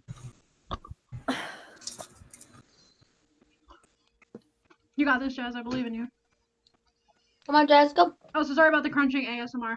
I'm not good at ASMR. Crunch ASMR. Crunch, crunch, crunch. I thought you said The Conjuring ASMR, and I was like, a horror movie ASMR sounds like the weirdest experience. Oh, hail the Use magic the heal crunch. There we go. Do you have like a butter knife in it? I've got the end of a spoon. You need something with like that's blunt enough to push it through and not stab it through. Do you have anything that's maybe a little bit thicker, like a dowel or something? Oh, Dowel. baby, I'm so sorry. I gotta go fix my cat. Hold on. I don't think you guys can see him, but he's over here trying to get in his bed, and it's like I moved my living room around. Oh, His bed's like, I'm gonna take a picture because it's fucking great. poor kid.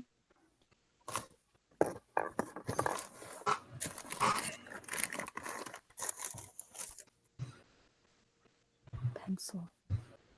Pins. Did you have a good nap, Bear? No. Oh, I'm sorry. I don't know when I fell asleep, and I don't know That's how long not I've been how that asleep, and I don't know works. when I woke up. You Who fell am I? asleep. You Who fell am asleep I? shortly before I got home. You've been asleep for about Did I make it better? 2 hours, and yes. Well, the issue is I've actually been up since before 8. Mm. When the fox texted me and said, or messaged me and said, "Hey, You went we're off. just starting," and I was like, "Oh yeah, I'm just testing my consciousness." And from there to 9, I just was like in a state of I'm completely awake, but it's just going by, and I can't tell the time it's going by specifically.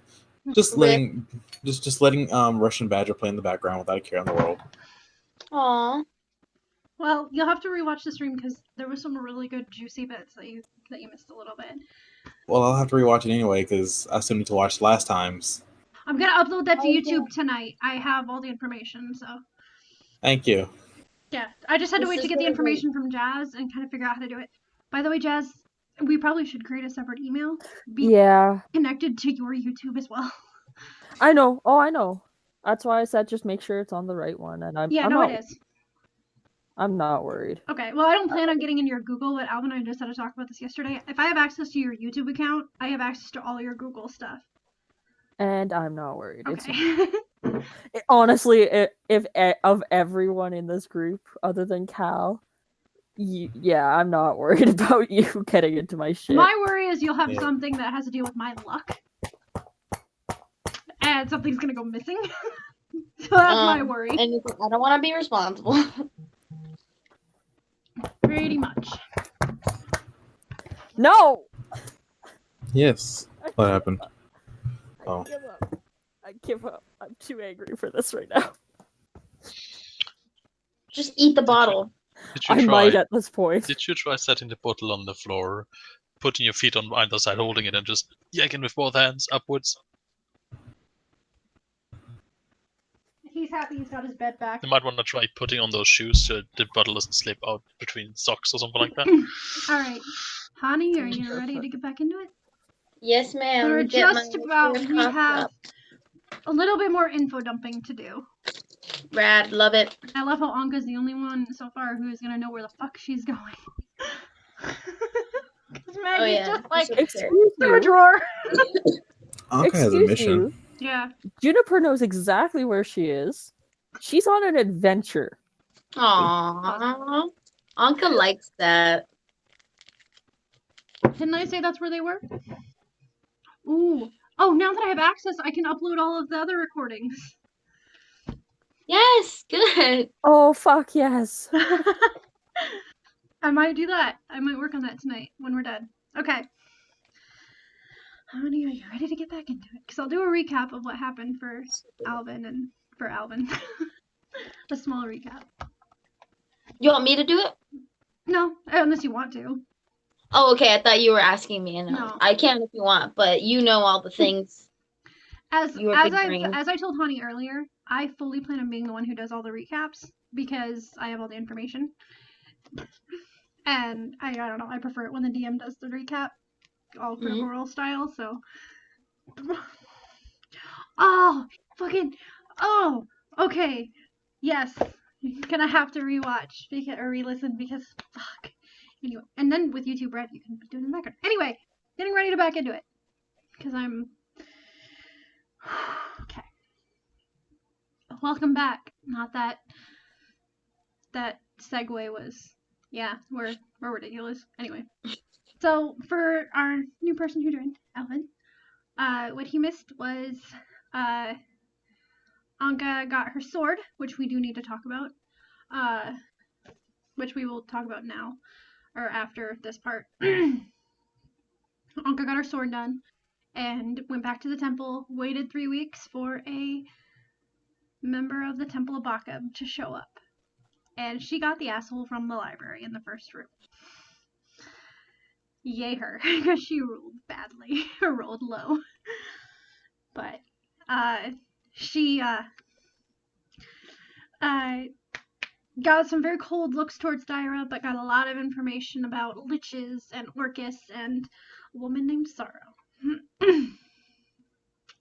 And we got some tidbits of backstory from our dear Anka and her tragic start to this journey. With the death of her crew at the hands of a lich. So she's standing in the library. You're standing in the library, just coming out of this memory that had taken control as you watched so vividly in your imagination, remembering it perfectly even after years. And so now you can choose what to do. Choose what to do, like if you want to keep going today, or if you want to take a rest, and we can. I actually think that it would fuel her to keep going. She doesn't want to go to sleep. She's just like, oh, we hit something. Let's keep it going. You spend another week reading these books and finding more information out on Sorrow. That I will give you the information private. Mm-hmm. Again, you can't connect her whole life, but you can connect between the taking on Orcus and why the liches would be after her if she's still alive. Mm-hmm. You kind of hold on to this book that was written by this monk. You get some other names of people who are associated with her that have traveled through the grapevine. Something about a cat. Yeah, something about a cat. You get a few other names, Julin, Kel, a few other things like that. And one other name, Bastion. Okay, here we go. There's not much information on any of these people. They're just names that have been referenced. Some have dates attached to them. These are all varying dates of starting and ending. But so you keep reading over the next week, and you finally get some information on where the lich would have disappeared to, where the specific lich, Vakin, would have gone. You get a mention of a city named Sigil, or called Sigil.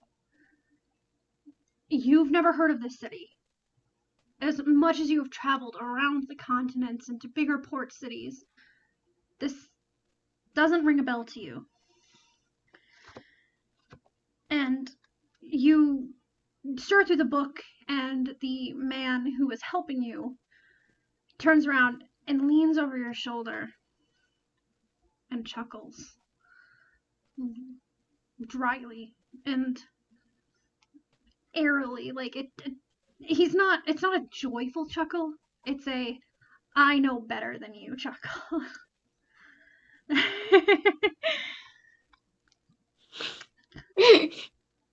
You don't know what sigil is, do you? No. He looks over at Daira, who's just about sick of this bullshit. And no, I'm just like, no, keep it together. Like, I need don't. his help. Huh? And Anka's like, keep it together. You need his help. Like, in her head, like, she's like, kind of got that, like, don't punch him in the face, kind of, you know? And Daira is just about done with this nonsense. She's like, yeah. No, I don't know what it is. Do not ask. I know we are not all as smart and as well read as the keepers of the Temple of Bakab, and she's very irritated at this point. You tell him. Anka's like kind of sitting up, like, you know? Well, you should know, considering you can stay up as long as you wish. And what the hell does that have to do with... She, like, stops herself. She's like, what the hell does that have to... He Whatever. turns to Anka and is like, well, I hope you haven't stuck your neck out too much for her. And shuts the book you're reading quite vigorously. It's like a tunk, and then he takes it quickly, puts it right back on the shelf. You get the sense that he's very respectful towards the books and like cares a lot about where they are and how things are kept and the state of the books, but gives no shits about you guys. Like, you guys are a blight on this library. And you've caught under his breath that it's almost unfair. He mutters sometimes when he thinks you're not listening. And I'm going to say, because you keep watching him, He's just jealous that I get access to the library and he doesn't. Do you want to roll insight? Yes. With advantage. I'll give you advantage on this. Yes. Okay, that first one was a 17. The second one was a 19. 19 plus 6. 25. That was more than enough. Yeah, he's a little jealous of you guys and having this access to this huge library. And he can't spend as much time as he wants here. And we're not allowed to take books outside of the library, no, right? You are not.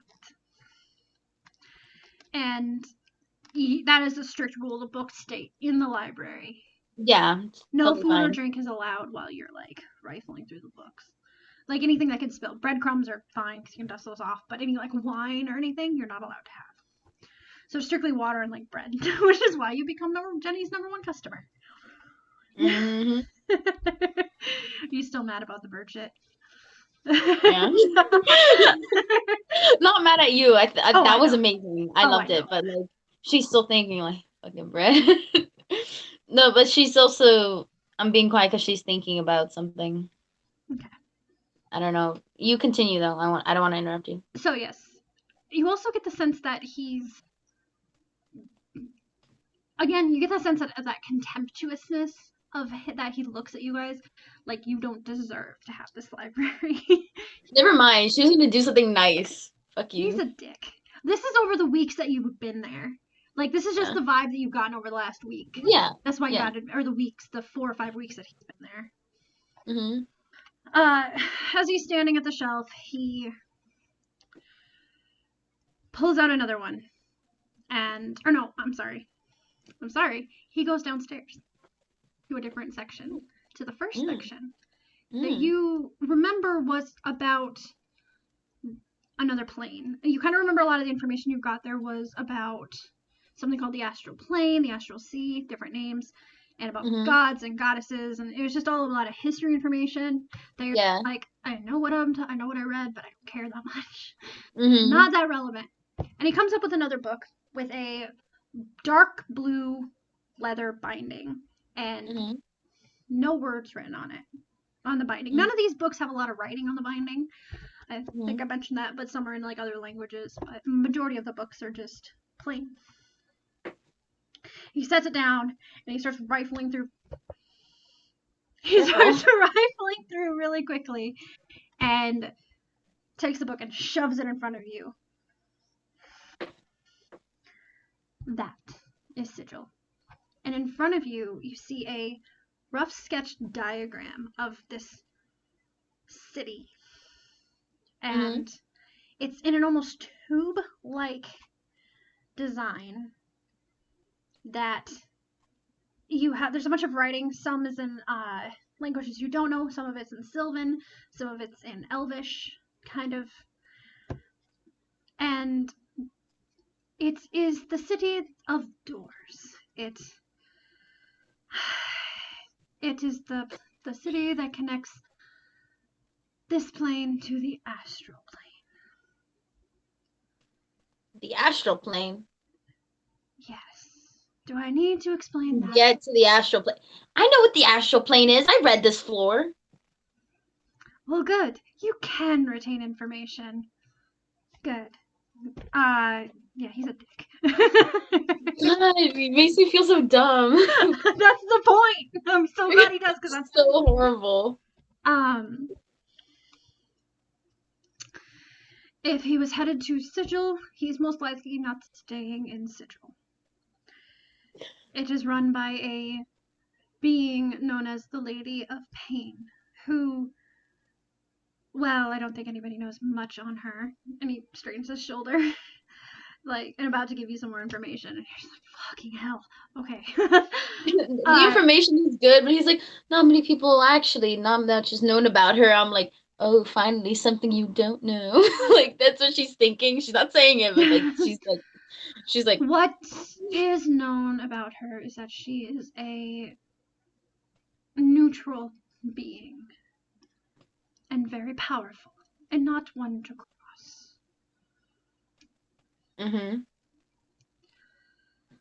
However, I do not, even with the seediest of undergrounds in this city, I do not see your Lich staying here. And he speaks with Lich the same way that you do. That he hates it. It's very, again, that he's just content to everything. But it's almost more so like that. There's something about him that absolutely hates it and does not respect. At least there's. Yeah. Go ahead. You just get that feeling from him. I'm gonna say you're still rolling off your previous insight, so. Okay, cool. At least there's one thing they have in common. My guess is he is taking some transport out into the astral plane itself. How do you get the sigil? Any number of ways. And unfortunately, I cannot help you with that. And something you can't help me with. Wow. That's crazy. I thought you were boundless energy and information. That's just so crazy. Something you don't know. Just like that's wow. I know how to get to Sigil. I just can't help you get there. And now with that attitude, I don't even know if I want to. She just sort of puts her hands up, like, defeated, like, okay. Okay. You rolled for this.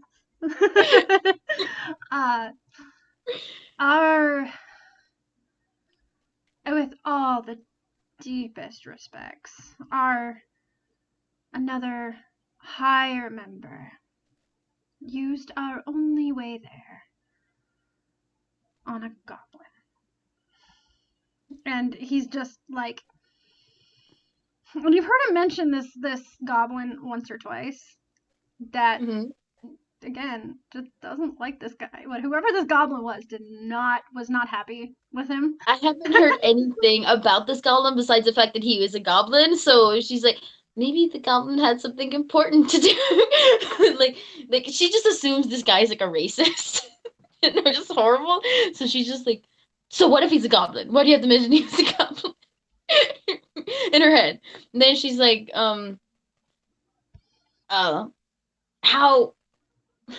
How did he get there? What did he use to send that goblin there?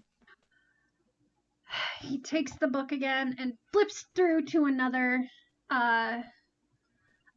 bit of information, and there are very small snippets of writing in very rapid handwriting mentioning a key over and over again about needing to get through a door to get to this place that he can't get to. You don't get a name, you don't get much information besides what is this specifically a key to sigil. A key. Yes. They are A key incrementally or like the key? They are incrementally rare and only usable once. We had one. I feel no need to keep this a secret. We had one of this rare and frankly amazing artifact that we were not allowed to use and gave it to this goblin. So unfortunately, even if I wanted to, I could not help you.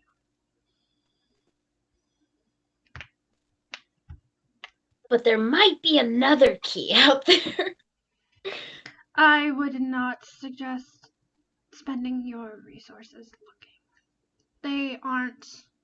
Those who have them keep them well hidden. And they are considered sacred. And they do not work for just anyone. She just like rolls her eyes at that part. As you look down at this writing from this person, you get one of the snippets talks about how he could not get it to work. There was nothing he could do that would get this key to unlock a door to a portal. It just opened the door. To just open the door. But it didn't do anything special. But he was convinced that this key did something. You're welcome, guys. But there is another bit about this key that says it was stolen. That this particular key that this person had was in fact stolen. And so it's because he stole it, not pure of heart.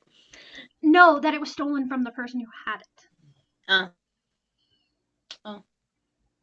But there's no information on who took it, where they could have gone. It was just this. Where this person was destroyed, and the key is missing. Okay. Your option would be to find somebody who has the power to take you to Sigil, or to send you there. What kind of person has that power without a key? Somebody who dabbles in magic that is not always. He stops and he's thinking of a word.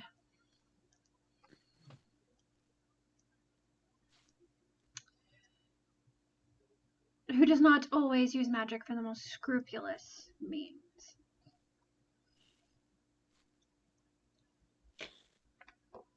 As long as it gets me to where I need to go. Whatever they do in their time is their business. So, do you know where a person like that would be? Where I could find them? Or no, and this is about the end of our so wonderful time together. It's been real. Oh, it's been an absolute pleasure. She just makes like a very bratty face at him, like. I am going to do a thing.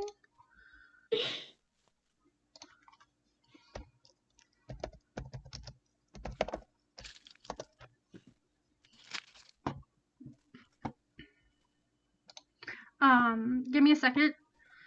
He turns to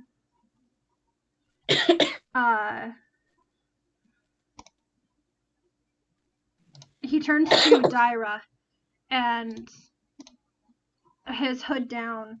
And because in all this time that he's been here, which has been about 4 weeks, you've gotten more information in these 4 weeks than you have had in a year and a half of reading. So you get, don't forget we had a deal.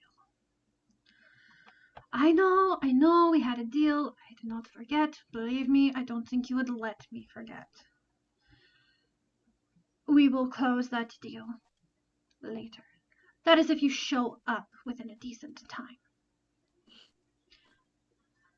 And he pulls his arms down. He's like, this might be the thing that would get me to get here quicker, especially now that your circle is up and running. And with that, he walks away. Drama. Oh, right before he like Just to walk. leaves. Yeah. Right before he leaves, can she say something to him? Yeah, she has time. He's Okay. he's still not moving with an expediency. Okay. So she'll wait for him to like be about to leave, and then she'll be like, wait, hold up, wait. Okay. She says, "Hey, Loggerhead." That is And my name, but what? thank you for your help. You are welcome. That's it. She'll let him leave. Okay. All right. There's a picture of what you saw in the book. Now on the cast, and I'll post it into our private chat. Give me a second. Great. Nope, that's not right. Kitty. Yeah, his bed was tilted, and he was not happy with me. Poor baby. Look at his face. He's like, why is this a thing, Mom? Why? Why you do this? I have so many things open, my computer is struggling.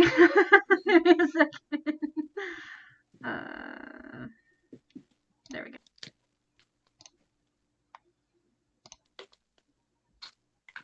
Also, she's calling him Loggerhead, like a loggerhead turtle, because he moves so slow. That's amazing, and I had not put that together. Yeah, that's why she called him that. I was like, as soon as like you mentioned him walking slow and like how he wouldn't give his name, my Anka immediately went like, Google types of turtles, and I was like, oh, That's what it kind of looks like. tube. And you get like, I can give you more information on Sigil after this, because you guys will be going there, so you'll get some information firsthand. But it's a huge city. Like it's Cool. bigger than It's bigger than any city on this realm. Whoa. And it's the transport between this realm and the Astral Sea. And you kind of go through over the next couple of months of trying to find out more information on sigils and trying to see if there's any information on what you could get there, like how you could get there. But really the only thing you can find out are keys, or through some kind of transport spell. But it's very dangerous to try to teleport there. And it doesn't always work. And plane shift, you immediately think plane shift because it's still in your mind. That doesn't work either. Because it's not connected to a plane. It's its own separate thing. And the chances of actually getting to Sigil in one piece with that spell, without it being modified in some way, is exceedingly rare.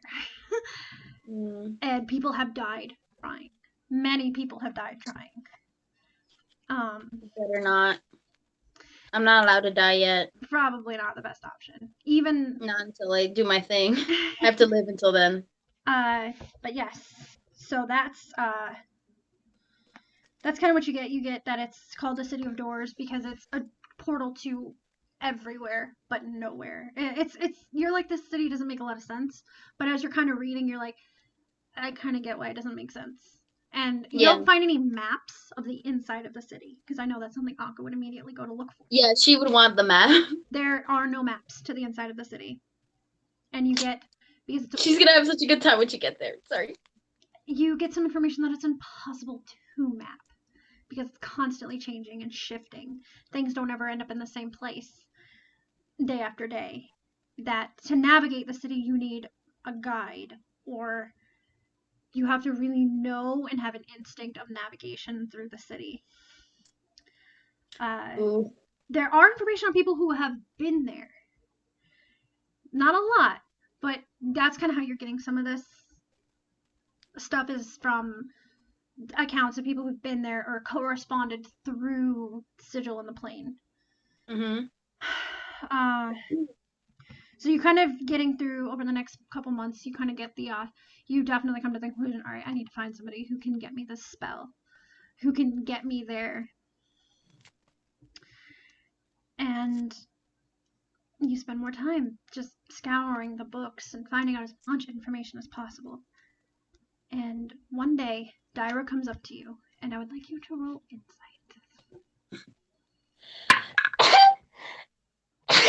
Bless you. It was sneeze this time, guys. Bless you. Thank you very much. Insight, you said, right? Yup.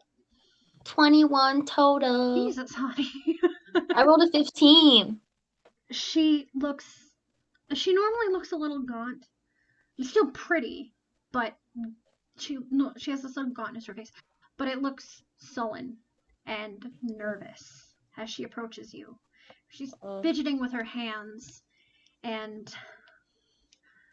Anka, may I speak to you, please? Always. You don't even have to ask. What's going on? I might have an option for you. Great! This is great news. Tell me.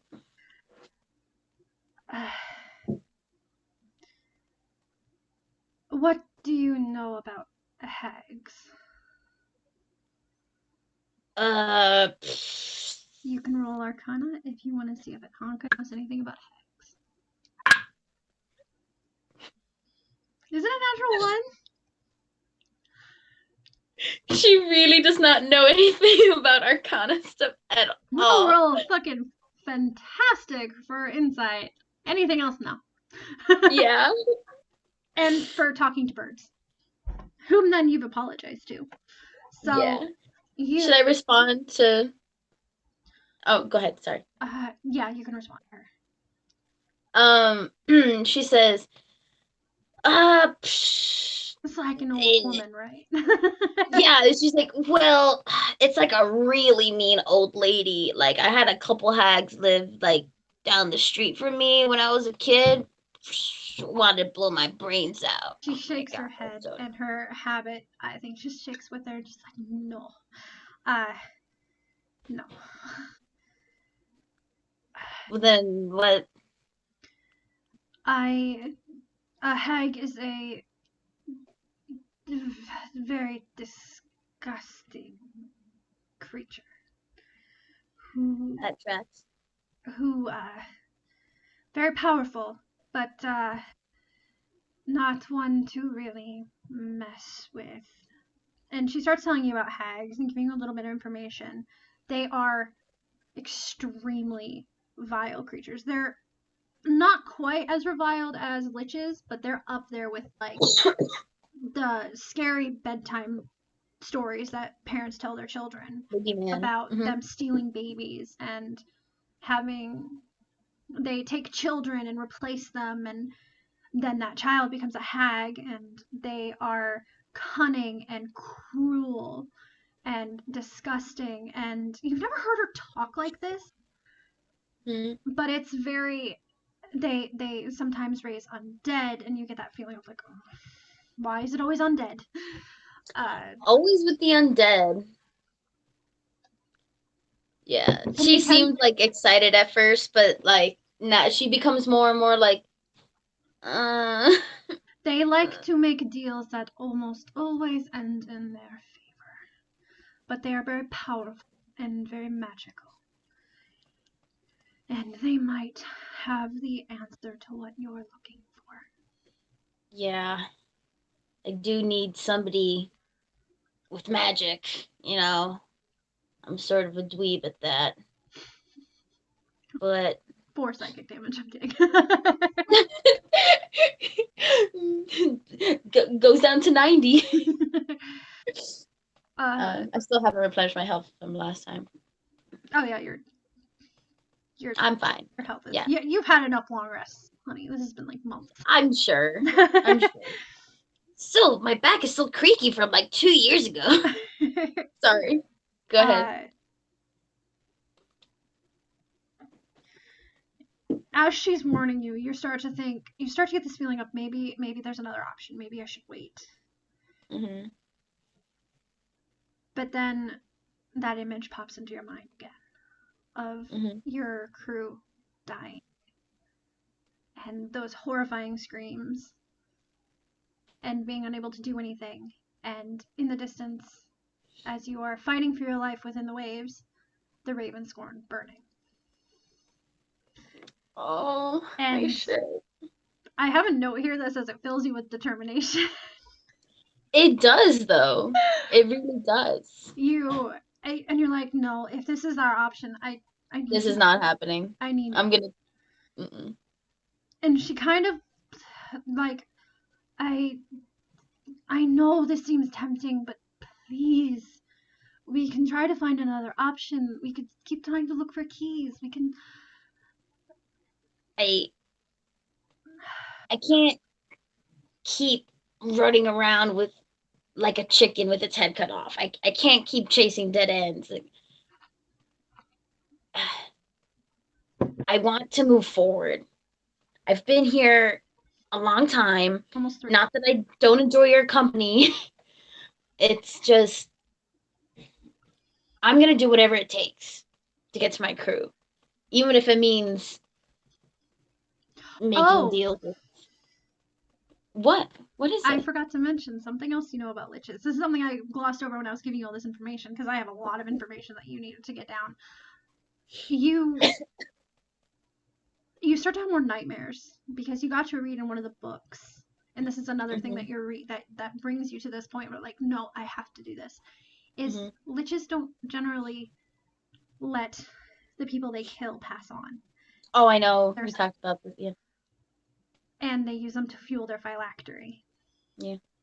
And it's generally very agonizing for the soul and for the person. And they can't cross over into something, for someone who follows the Raven Queen, maybe not religiously like a cleric or a paladin, but you still get this, like, I gotta keep using the same words, but this disgust towards this creature more than you had before. Because you had thought, you didn't know that this is what was happening to your crew. I didn't know that I didn't know that before. Yeah, you didn't know that. A lot of why she's, like, looking for him is, like, because their souls are still in there. You know what I mean? Like, yeah. She needs to free their souls. Is like, that is her. So you get this, that it's that you get the confirmation that this is what happened. So yeah, it's like, no, like, they're there. They're not moved on yet. Like, I'm not just gonna fuck around and, like, possibly that's something that can get me there quicker. Like, go away, you know? Yeah. I had a feeling you'd say that. That same sentence that goes in your head. I was just about to say that. She's like, damn it. I understand. If you choose to do this, I would just don't run off before we can talk. There is a lot to know about hags and how to deal with them that I don't prepared for. Yeah, I'm not gonna go running out the door right now. I gotta. Kind of gives you a look of a that was really loud. I'm so sorry. She gives you a look of well, I'm afraid that because I'm talking in the mic, how obnoxious that is. She gives you a raised eyebrow. Like, you really not gonna run off? You gotta know your enemy to defeat them. And your allies. And she starts to give you a little bit more information about hags, about how they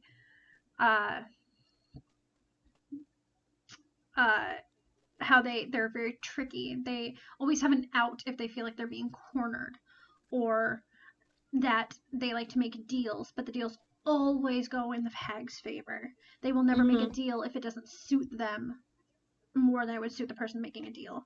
And only the truly desperate or stupid. Looking at her. I'm both of those things.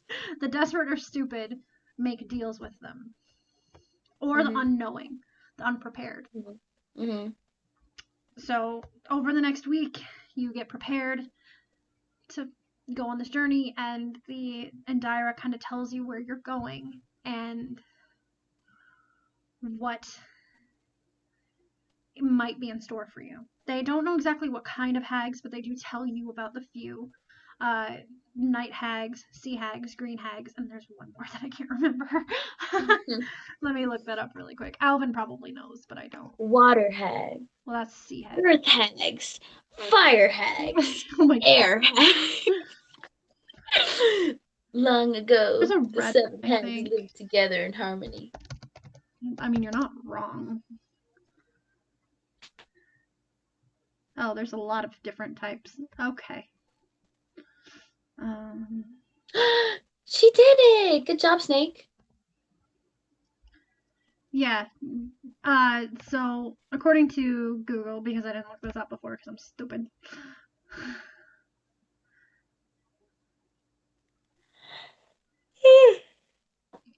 There is this looks like it says anus. But basically breaking it down, there's cold or snow, night, green, blood, red, and a few others that she kind of talks about. But it's in a forest to the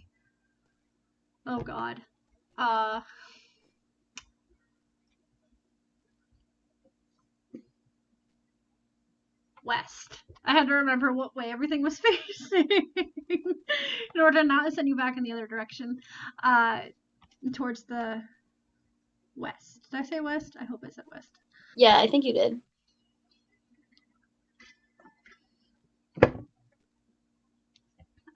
In a forest.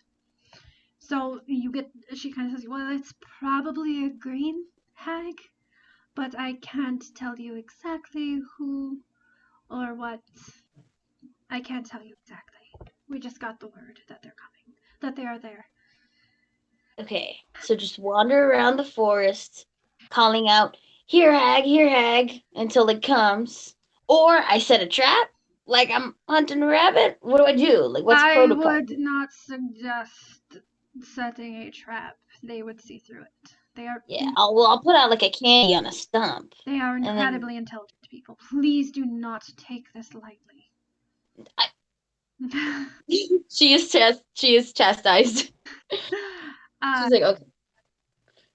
If you are in their forest, they will find you. Great. Last work for me. But who knows how long this thing will be here. So and that's pretty much all the information she can really give you. Mm-hmm. And so after about a week is when you decide to go. And does she have any like advice for me about like some of the tricks they have, like just if you do not have to, do not make a deal with them.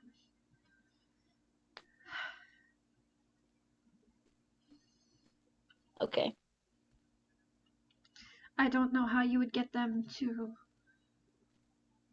do what you want, to use their magic on you for any other reason than their own gain, but just if you do not have to, do not make a deal with them, Anka. Well, what kind of things do they usually ask for? Anything. Your soul, your life, your firstborn child, let's hope it's that one. The life of your family. Well, if you just be careful.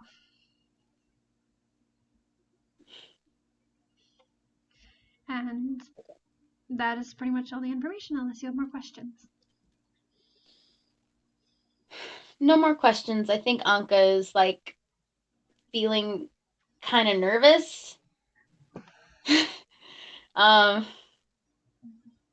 But she's like, it's now or never, might as well go check it out.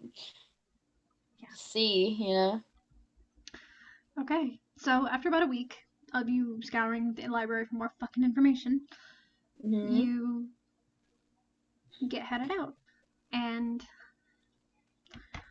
this is where you would get that plus to your investigation from spending 3 years looking for information in a library. I will add that at a I'll edit that in a minute. But you do want me to roll for investigation? No, I'm giving you the bonus. Oh, first, okay. So now you are proficient in investigation. Good job, Anka. Yay! It's a +5 now. Yeah. Yay! I see it. So, yes, you get headed out, and if you want to stop here for the night, we can stop here, as this is a pretty good stopping point altogether, or we can keep going and see how much we can get in 2 hours. I don't know. I kind of don't want to rush it. I feel like this encounter with the hag is going to be, like, intense. Mm-hmm.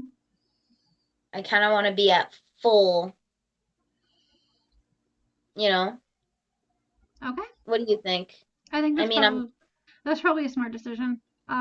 Unfortunately, because I don't want to run it into another fucking session, but I'm always happy to do more Anka. Yeah, but you're not here next week, so we're not even running D&D next week. True. And so unless you can do it sometime during the week, which I know you're super fucking busy. Maybe. Well, school let out. I think I don't have any more classes until I come back from break, I think. Oh, really? And I didn't get scheduled for work because the art store is closed. Thank God. So do you want to try to run it sometime next week? If you want to do something this week, then yeah, because Wednesday we're leaving for our trip. Mm-hmm. So sometime before then, maybe. Let me just check with everything and make sure we don't have any like plans to like meet up with my cousin or something like that, like so that because we're driving together, you know. So I'm getting tired too. So. Yeah. Not tired, but like I'm starting to like. There's a lot of information that I just dumped in. Yeah, it's a good stopping point. Mm-hmm. Okay, good. And we need both of us at full energy. Yeah, to run the hag encounter. I'm excited. I wonder what you'll ask for. You know what she's gonna ask for, honey. We've discussed this. But I'm not gonna say it out loud. I'll save it. Alright, I think we're closing it for the night, so I'm gonna stop the stream and thank anybody's watching. Thank them for watching, and I'll be running Anka maybe next week sometime. Woo! Hooray. Alright, everybody, say bye. Bye. Stop streaming.